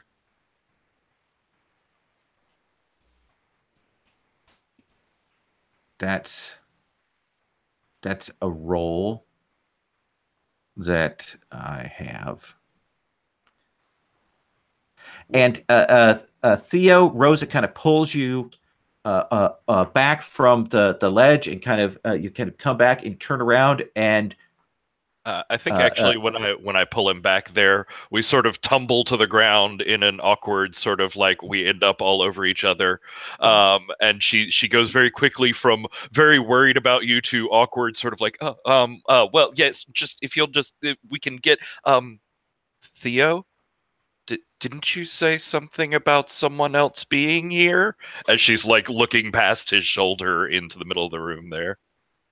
Yeah, I think we both turn and look and see this strange man. It is the guy you saw. Okay. And Dude, you turn around and you see this guy there. Yeah, I do what I always do when strange adults show up, and I go very quiet and I watch him. And go ahead. He kind of stands there and waits, kind of watches you, Sebastian, to make sure you kind of stand up and take your hands away from the fittings. And I think that the two of us maybe slowly get up and like kind of approach, and Theo would say, I saw you here from outside. Yes. Do you tend to this house? That is one of the roles that I have. Then the question that we must ask is, what is your name?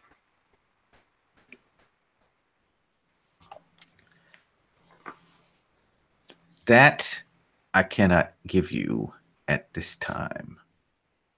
Maybe. I kind of look over at Dude, like, you know what that means. I know what that means. That means that you're not a teacher, you don't work for the school, and if you don't run this lighthouse, then you don't belong here on school property. He smiles, and he'll turn, and he'll look at you, Dude. Mm-hmm. Miss Sobchak, welcome back. Thank you. I don't remember. My apologies.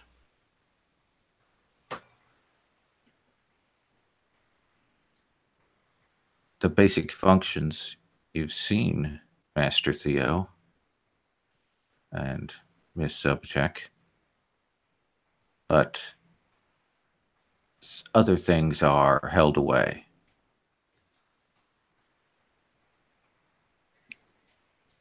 This place is not yet for you. Right.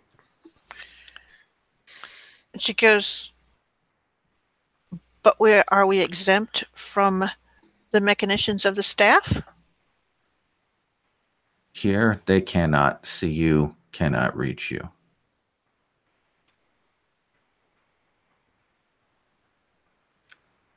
Do you know what's up with the staff? Yes. Are you inclined to share? In the sense that you mean it, no. This is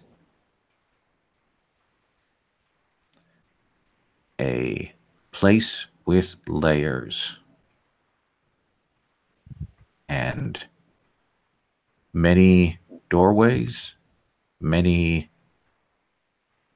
things. The staff and such, this is not their place. But they have it now. Then whose place is it? Most of them are gone. There are a few amongst the staff, some willingly, some unwillingly.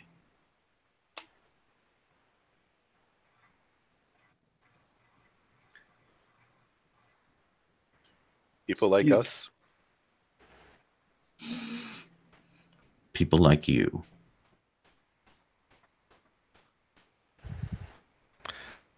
Once again, we circle back to the problem. Why should we listen to the weirdo creep in the tower that won't give us his name? Because he's been more straight with us than the weirdo creeps that do give us their names. Faux names. Now, Master, a question for you. The staff, since you seem to know much about them, you seem to see much from the top of this tower. They took our friend. They had him. I look over to Sebastian because he doesn't really know that I saw, what he was subjected to. They had him strung up for testing technology that I've never seen in my life. I don't think Rosa has even seen it. They were doing something to him, and I'm worried that they will do the same to us. What is our purpose here? I understand it is to learn, to grow, but what do they want from us? They want you to unlock the house for them. I look over to Sebastian like, this sounds like some fantasy bullshit right now. We need Sebastian to be the protagonist right now, or Yeah.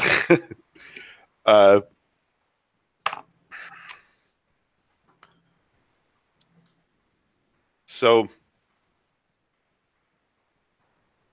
the house, or specifically some of the doors, will one day be places that are for us. But to have access to it, we have to play the faculty's games. But we also don't want to let them into the rooms. So we have to get them to play our games. Is that about right? It seems to me, Mr. Sebastian, that you have hit the crux of the matter. And while Sebastian's talking to him, I'm gonna lean into Theo and whisper, did we close that door behind us? We didn't close the door.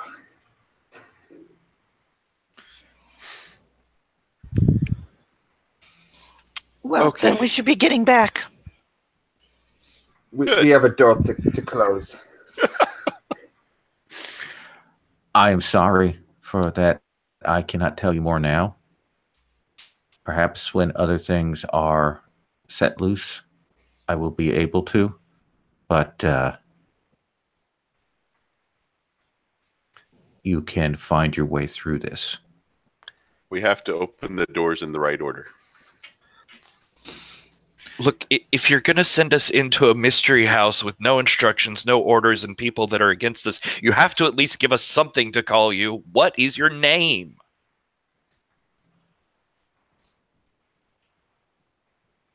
I will give you a title. And he gestures out to the grounds. He says, I am the house of the last watchtower, last in the hands of the Seekers of Void. Now given away. Oh, that must be a killer to sign on checks. We're just going to call you Mr. House for now. Let's go. Seem easier. and we probably cut to a montage of you guys running back down to the room and going back down that hallway and getting through that door. And the door that you guys came into this room through, the original door that you walked from the actual house, you'll hear a kind of a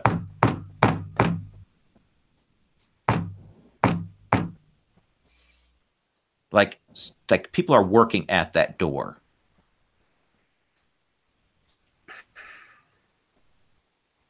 Okay. What do you guys want to do? We're going to close this door, and I think that the only thing that I can do, and this is really thing, is that I'm going to essentially play a song that sounds, that essentially gives that sense of that there was nothing here, that they imagined it. It's that kind of, see if I can kind of get them to walk away. Oh, interesting. All right. Let's have you roll Unleash. Okay. I hate this. Just to clarify, are we in the black void space hallway right now? No, you've moved out of the blacksmith hallway back into the Ori room. Okay. Sorry, that's unclear about that. That's No problem. a very good question. So back into the Ori room. It's still set up in that sort of line. Gotcha. Down the hallway that you guys came in to the Ori room in the first place, that door that you guys locked behind you, they're working at. Thank you. And you can certainly shut this metal door in here. And while Doot is doing her thing, we've heard all this talk about making sure to keep the doors closed. Like, we should make this doorway disappear completely, make it look like we haven't done anything in here. Okay. So setting the Ori going again? Yeah. To change the shape? Yeah. So Sherry, what did you get? I got a 12. All right. It takes a while, but Theo's scooping up books. Yep. Trying to find places to put them, but they don't fit back into the shelves.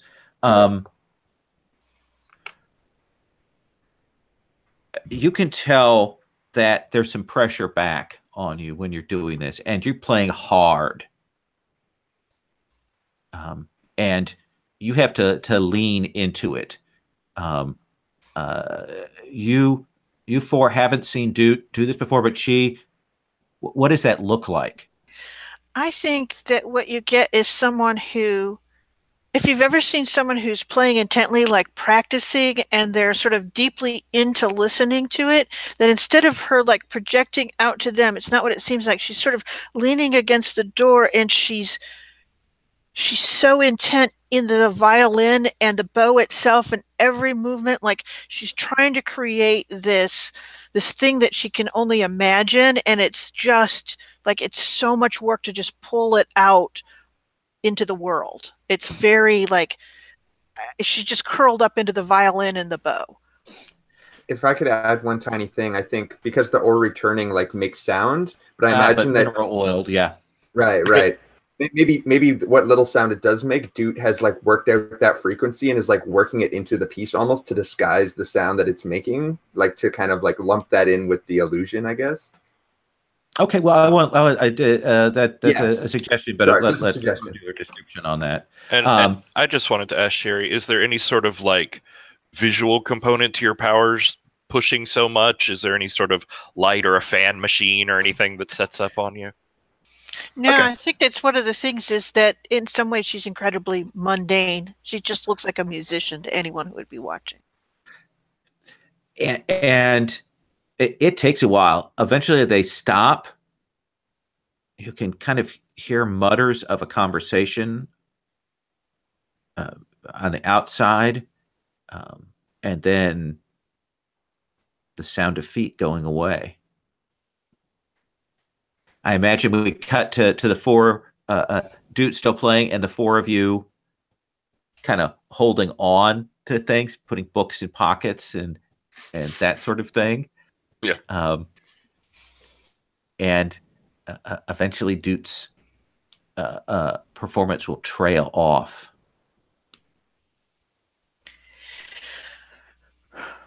Okay, I could really use something to drink. Maybe we go back to the room? And Lionel starts patting his pockets and then pulls out like a half crumpled Capri Sun that's already like it's already been half drunk, but you know there's still some in it. Is that a comforter or support after Dude just exerted herself? Oh, I like that. Could be. Yep. Yeah, I like that. Okay. You can roll mundane. Oh wow, this is my worst stat. That's all right. I have faith. I have faith in you too. Do the thing. And if you get less than a 7, but you're close, I will certainly kick in a team. I am kicking in a team. Okay. Yeah. All right. Dude, you can mark potential, clear a condition, or shift labels as if you take the Capri Sun. Okay. I'll take the Capri Sun, and I have a lot of labels things, so I'll probably take the afraid off because Lionel does make me feel a little bit more like everything's going to be okay. And I imagine this Capri Sun is probably a little bit sticky on the outside. There's probably some pocket lint on it, you know. It's also grape, the most like sort of how do you say chemical flavor of them all. So Rosa, you've hid. I know. I kind of get a sense of where Lionel and Sebastian and Theo are at. Where's Rosa at right now? Mentally or physically? I'm not sure. That was all very weird, and people keep talking about how everyone's important and not me. I was like the only one that he didn't say my name in all of that, and it was I don't know. I'm sort of like over with there's like some artifact displays, weren't there, with some of the ship stuff, like some spy glasses and stuff like that. Oh yeah. I'm over, and I'm just like sort of desultorily like picking through those things and just sort of like kicking some dust on the ground. And everyone's so important. I don't get to do anything. I'm just over here looking at stuff. I guess I don't know. These aren't even pretty. Good moment. I don't want to hijack this at all, but I wonder if Theo would go in and comfort Rosa too in this circumstance. I mean, if we want to keep moving, we only have an hour left, but let's engage the mechanics. Tell me how you comfort her, and then we can have you roll. Cool. I think it's basically that he walks over and he says,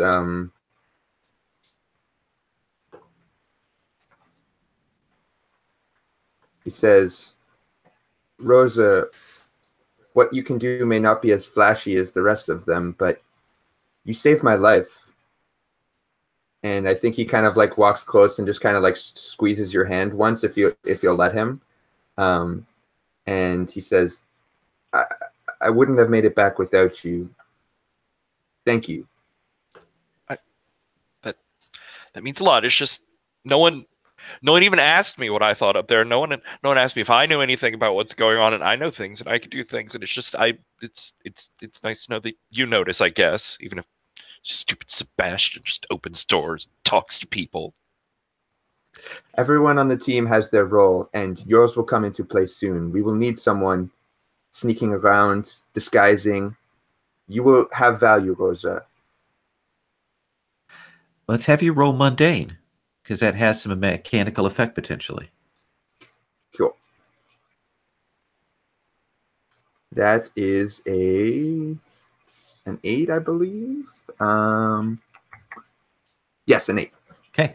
So you have a choice then, Rosa. You can mark potential, clear a condition, or shift labels, given that you opened up to him.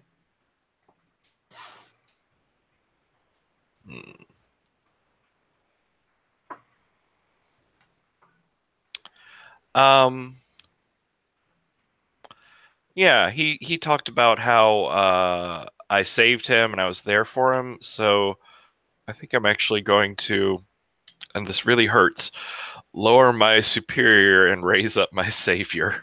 Ooh. Wow. That's heavy. Nice. Sebastian, there's probably this moment when there's this comforting and talking and it's all finished off and probably people look to you about what's the next step. Well, so I think what Sebastian is going to say is like, so it was a room with the red scarf that got us here. And Mr. House seemed to say there were a lot of different doors. I say we start looking for red scarves and we keep track of them. All right.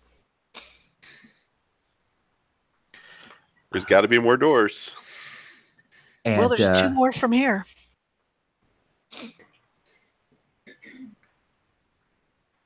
Do you want to check one of the other doors? I feel like we've been pushing. So that's Sebastian. We'll put it this way: like we've been kind of pushing our luck here. We already had to drive people away once. Let's call it on this room for now. We'll have a halftime. That's good. Lionel needs to get his blood sugar back up. You say that, and Lionel has his mouth full of gummy bears.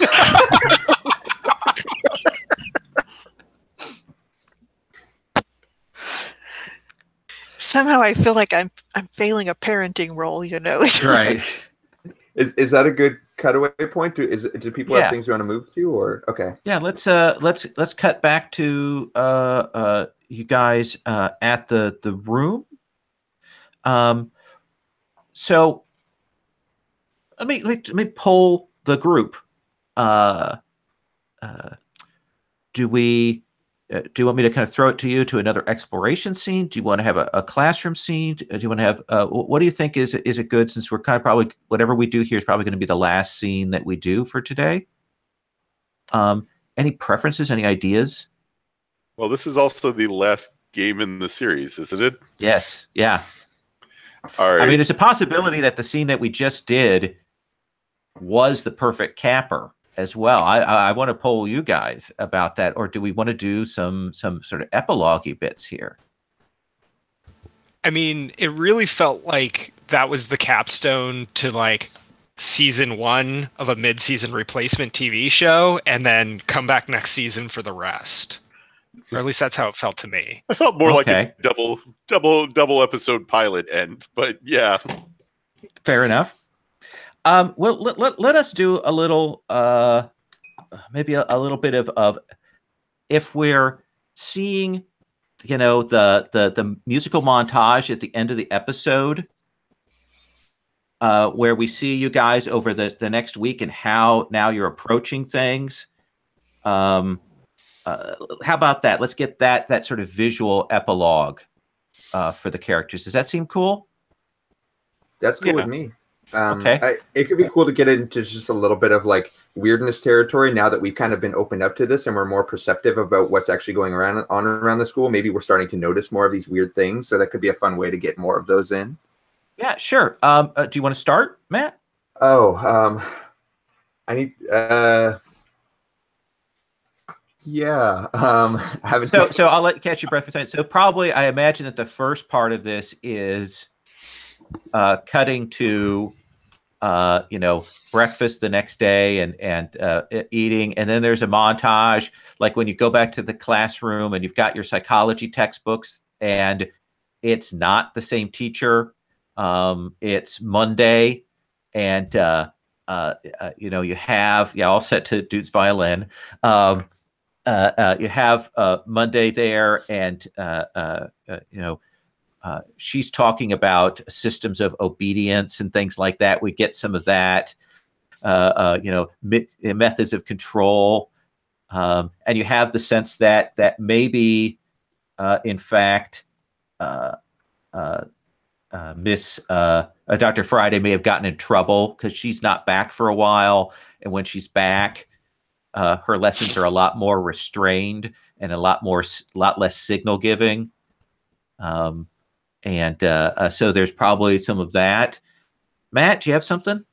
Yeah. I think we see a few shots of because Theo had done a lot of kind of reconnaissance work when he was, doing the thieving stuff with his sister when they were a lot younger. So I think he's kind of taken it upon himself to kind of like, maybe as the others are kind of like marking down where the different important doors are in the school, he's kind of doing the reconnaissance work a little bit, reading the charge situation.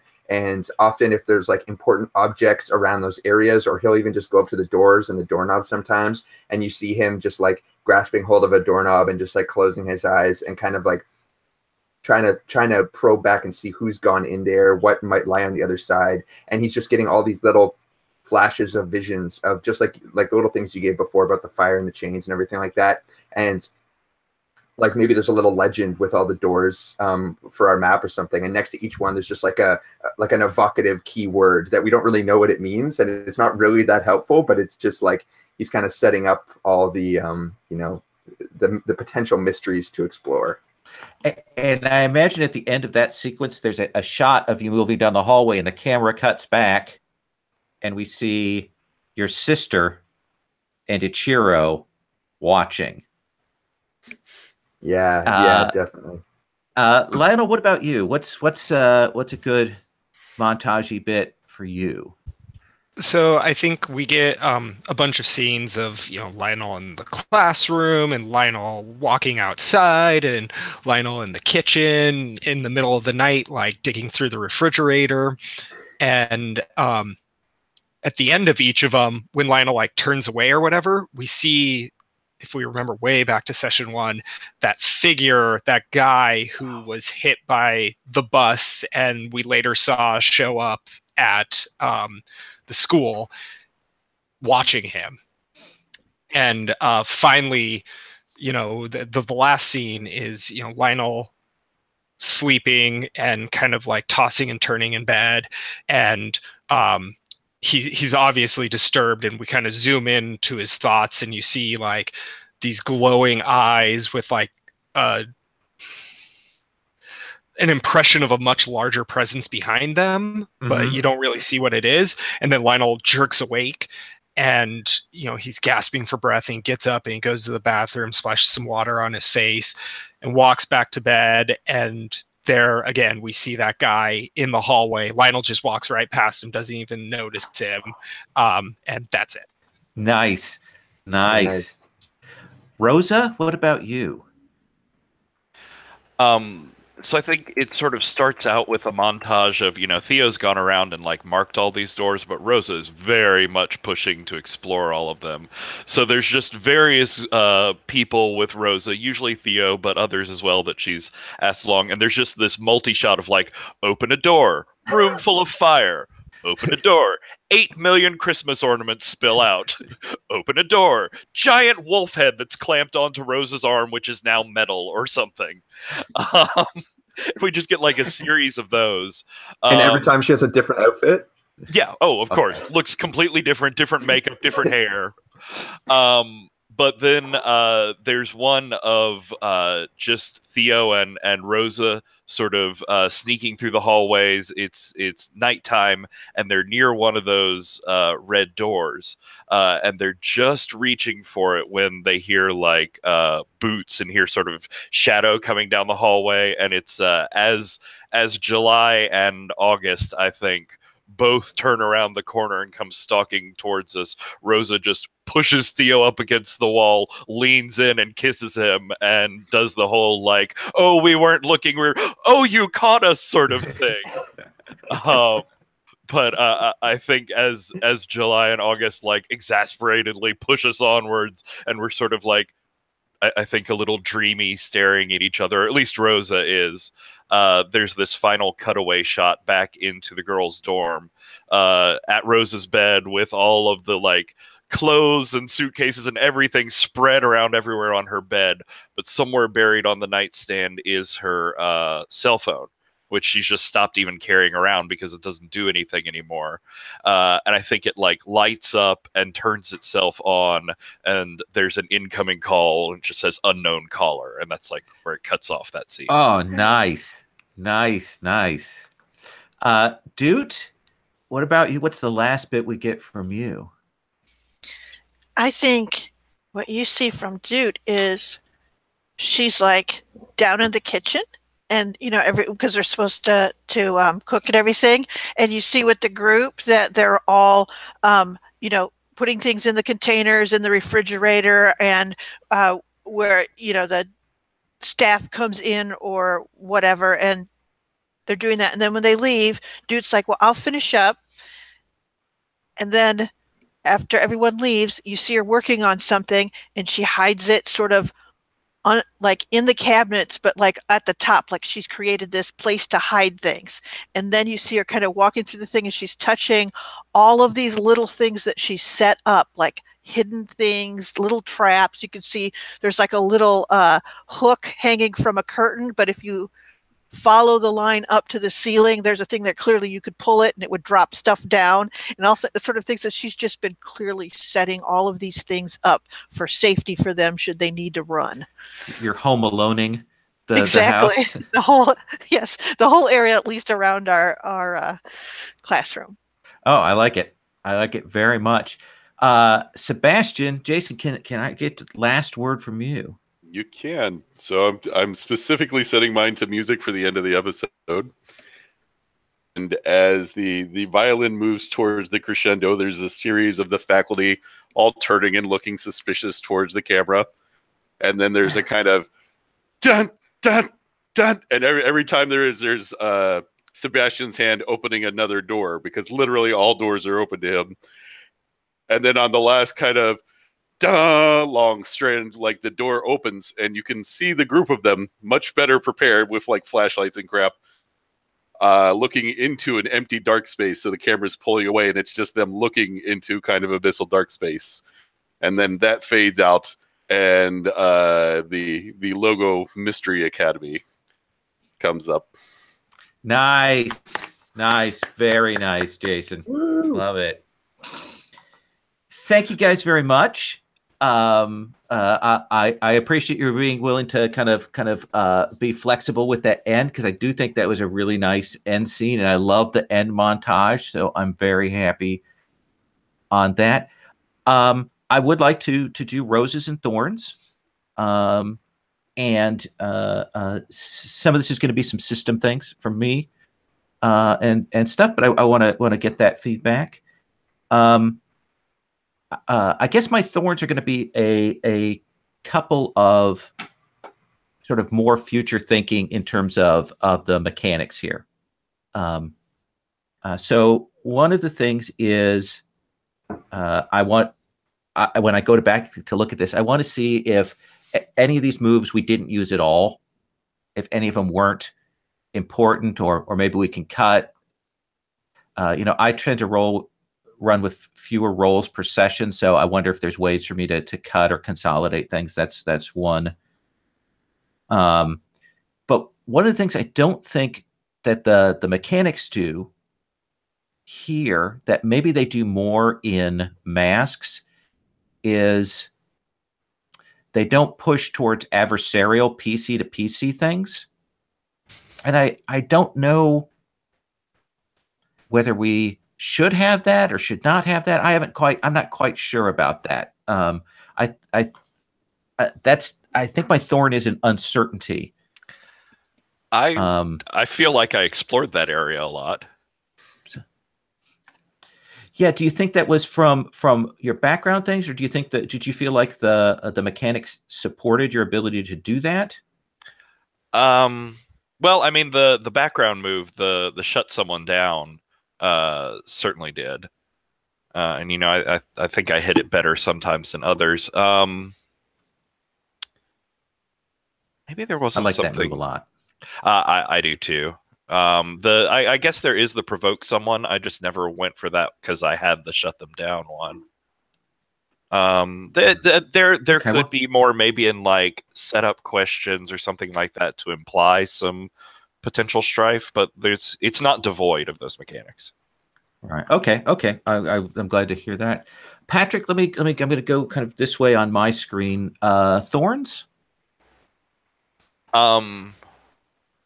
I'll start with I just have sort of a personal thorn in that I feel like I didn't hit Rosa as well this time as I did the other two.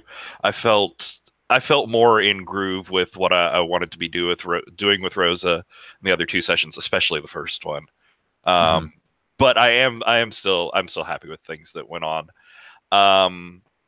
If you're talking about the mechanics, one thing I think I mentioned this before when we talked about mechanics. I think there could be more questions and choices in moves that push you towards describing the weirdnesses that go on and happen around you, sort of Bluebeard's Bride style, where the choices in the move specifically channel you towards there is nothing normal, there is nothing mundane, it's all weirder than the last thing you saw. It'd be interesting if that were something that, as the game rolls on, then you change the moves to evolve them. It could be interesting.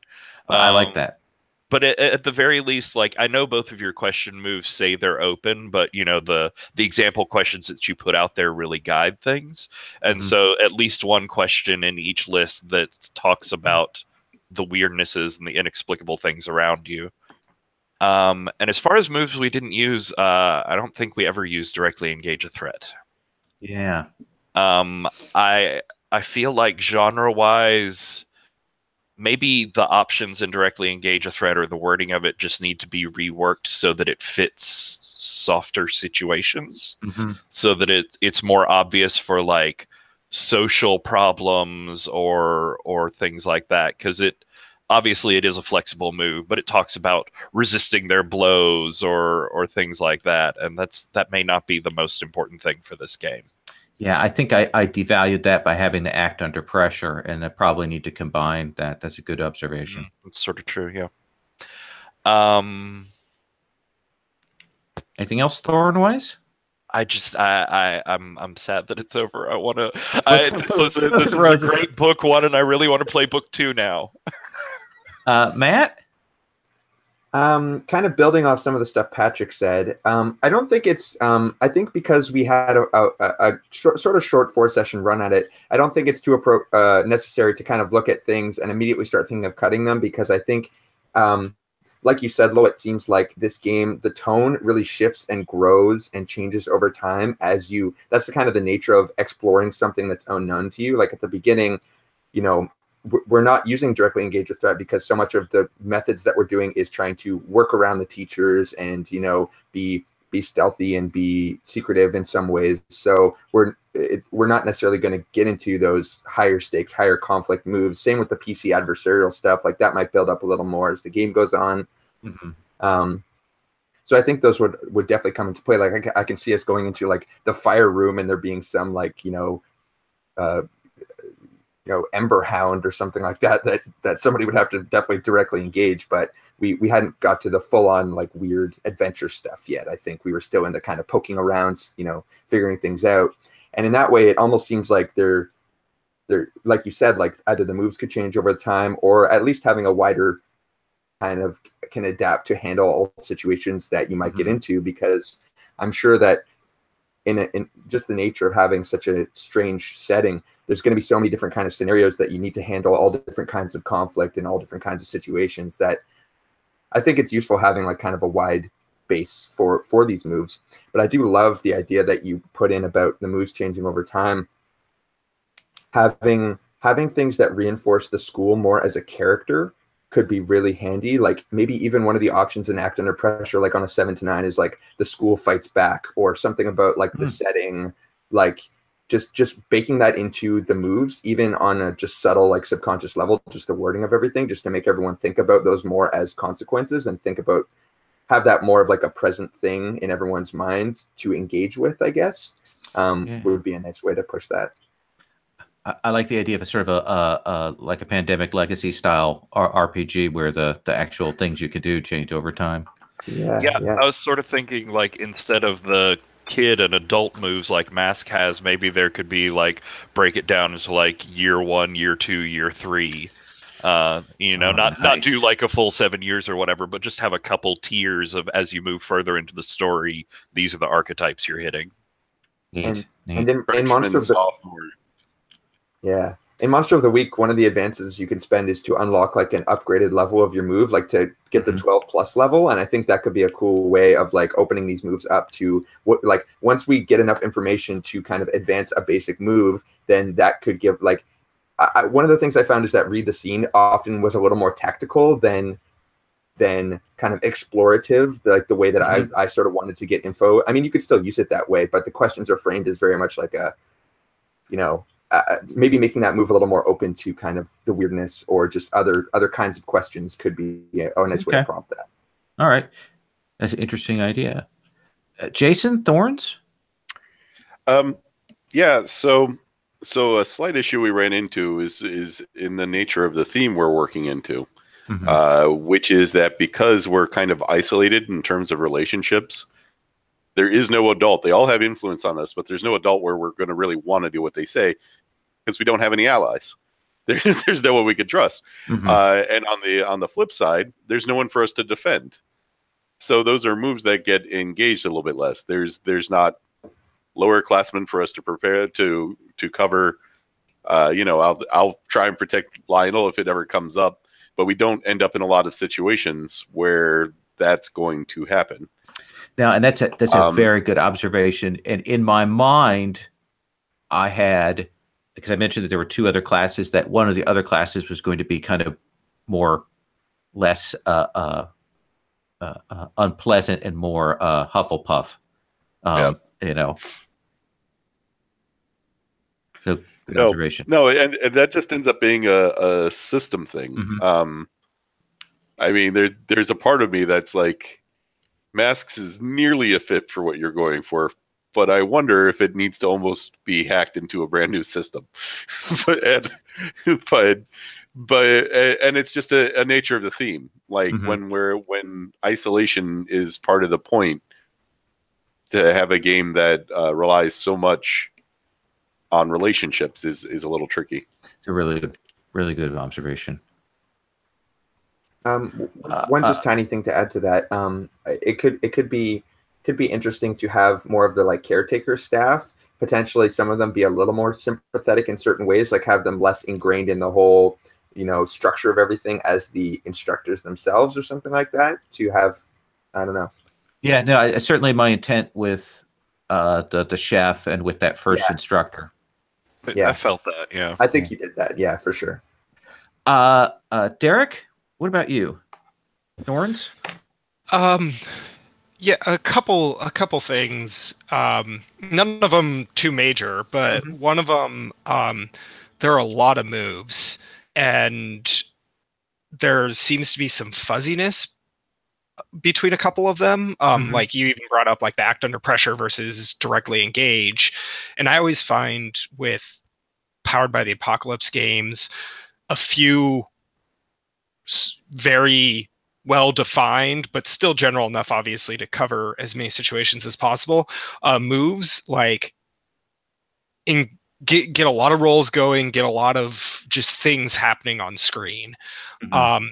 I oftentimes, when I play other Powered by the Apocalypse games, I'm like, oh, maybe I should angle for like this specific move. How do I do that fictionally and like kind of work that way? Okay. This one, a lot of times, like there were just so many moves to keep track of that I found that difficult. And so we ended up just kind of going fictionally, which is great. We missed some opportunities for potential, mechanical engagement. Yeah. I definitely see there are a couple of moves, at least a couple of pairs that we can fold things into to cut that number down. Yeah, I think some can be combined. Also, I think it's kind of a function of playing a action-oriented game, but using it for like a mystery-oriented theme, where like this happened with the Directly Engage. We didn't use it a whole lot because that's for like superheroes going out and punching things in the face, but we're sneaking around a school, so need some tweaks. Yeah. And then the other thing is advancement. For me, I played a lot of Dungeon World, which this system uses for like if you roll a miss, mark your potential. That's like one of the main things for advancement, which means if you're doing well, you're not advancing, which is fine. And the way Dungeon World kind of works around that is it has that list of questions at the end that you can get 1 XP for each of them. Whereas with this one, we have an end of session option to, you can mark 1 potential, but then you have to sacrifice all the others, and it's only the option to get 1 potential. And so I think it like really slows down growth, which could be fine, but in a 4, not a one shot, but in a 4 episode thing, like I only got 3 potential this entire run of sessions. No, that's a very good observation. I had not thought that through. I had done, I'd done a very limited list of what you could take with advancements, but I didn't think through the speed of XP. That's really good. I appreciate that. And like I said, they're just kind of minor things. Those are the only 2 things that I could think of. Okay. Sherry? I think Darren's last point was good, because that was the thing is that when I was rolling, I was mostly getting mixed successes. So I wasn't getting that experience. It took me all 4 sessions to get 5 points. So, but also the thing is that I can see you, and a lot of times, like even fictionally when it might have engaged, you Lowell, and I love you dearly, and you know this because I married you. But if someone describes the fiction really well, your inclination is to go, yeah, let it go. Because you come from that background where essentially the greatest gift to a player is to say, yes, what you want happens. And so when someone does a really good job, you let it flow. And so that's kind of combining with that you have to roll and fail to get the potential, is that you really minimize rolls, because if we're doing our job well as players, then you're like, that's too good to, it goes. So that's, and so there, it's the softest thorn of them all. Okay. Let me do roses. I would say I'm pleased that this actually didn't crash and burn. Given that it was a hack to do something completely new. So that's one. Other thing is, every time I asked you guys to give me something, to establish something about the setting, you gave me such good stuff. The towers, the Ori, there were all kinds of bits throughout the game that you guys threw me opportunities, that you were like, okay, well, you tell us, and about this, but you guys, when you establish things, you establish cool shit, and that was a pleasure for me. So that's definitely my rose. Is I was able to play with what you gave me in terms of tools. Patrick, any roses? Yeah, I loved this. I loved the whole feel of it. This is a sort of constant rose I have for you, Lowell, but I love the way you picked up and reincorporated all that weird stuff. It's always so satisfying to see those things like come back in a different shape in the story. I do think this system and this hack is doing most of what you want. I don't think it's very far off, and I liked the sort of interplaying dynamics between us. I almost wish we'd gotten more influence to be able to play with it a little bit more, because that was a really neat list of options when I finally got around to looking at it. I was like, oh, that is really cool stuff. And Matt, I just wanted to really thank you for like going with the story and leaning into like awkward teenage romance sort of stuff. That was really fun to play with. Yeah, that was really fun, and you did a great job with it too. Matt, roses?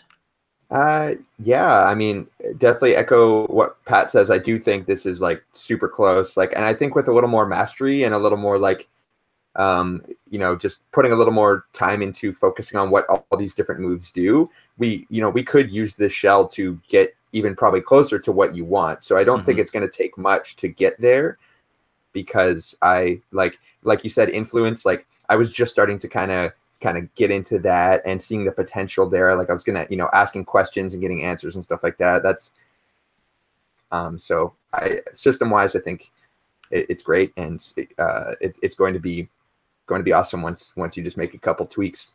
And I think that and then just the level of play overall, awesome. Everyone's characters were so strong, right?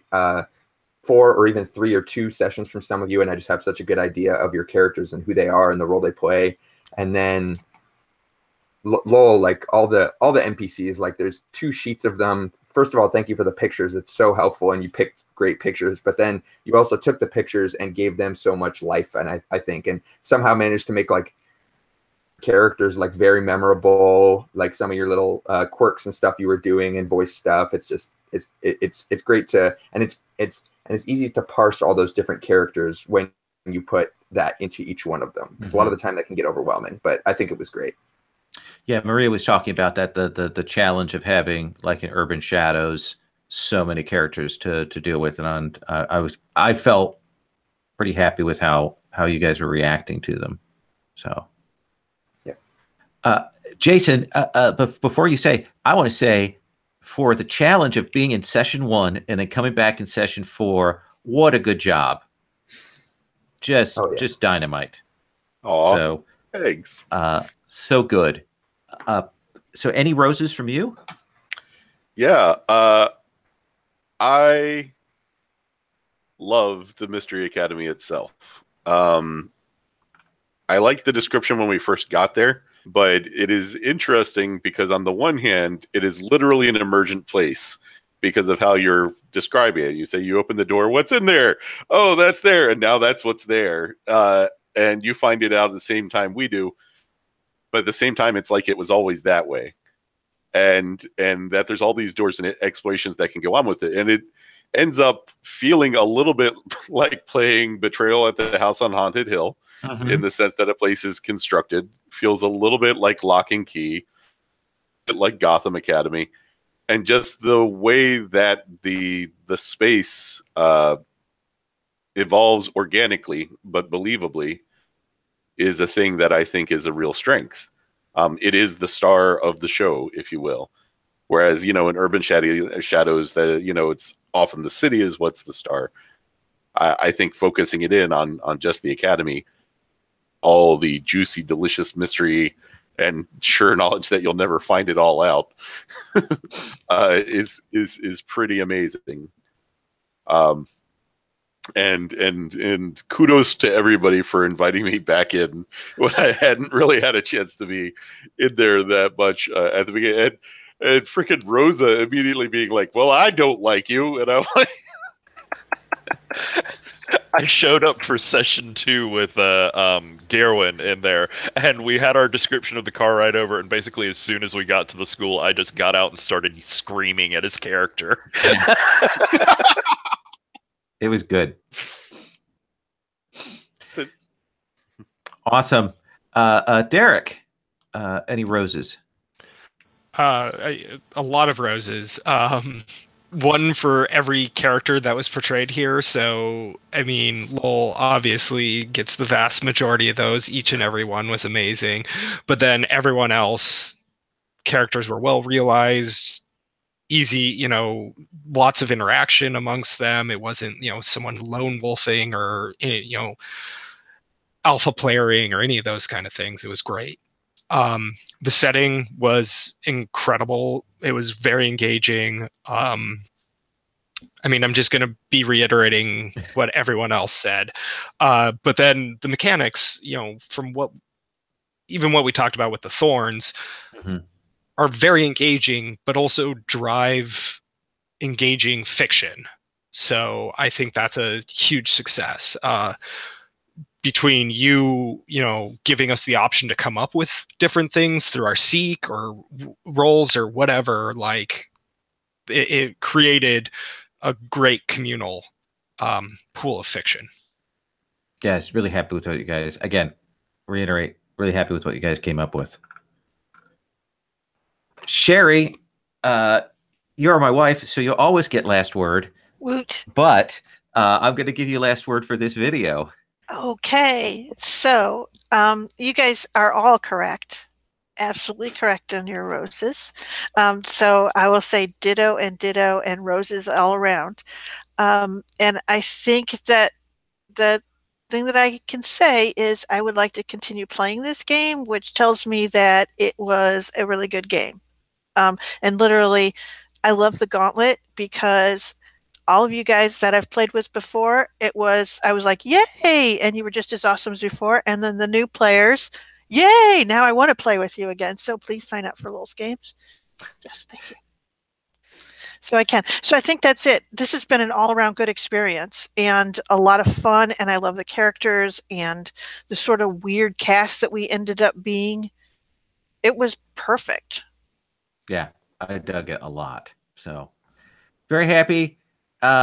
Thank you guys so much for these four Sundays that you've given me.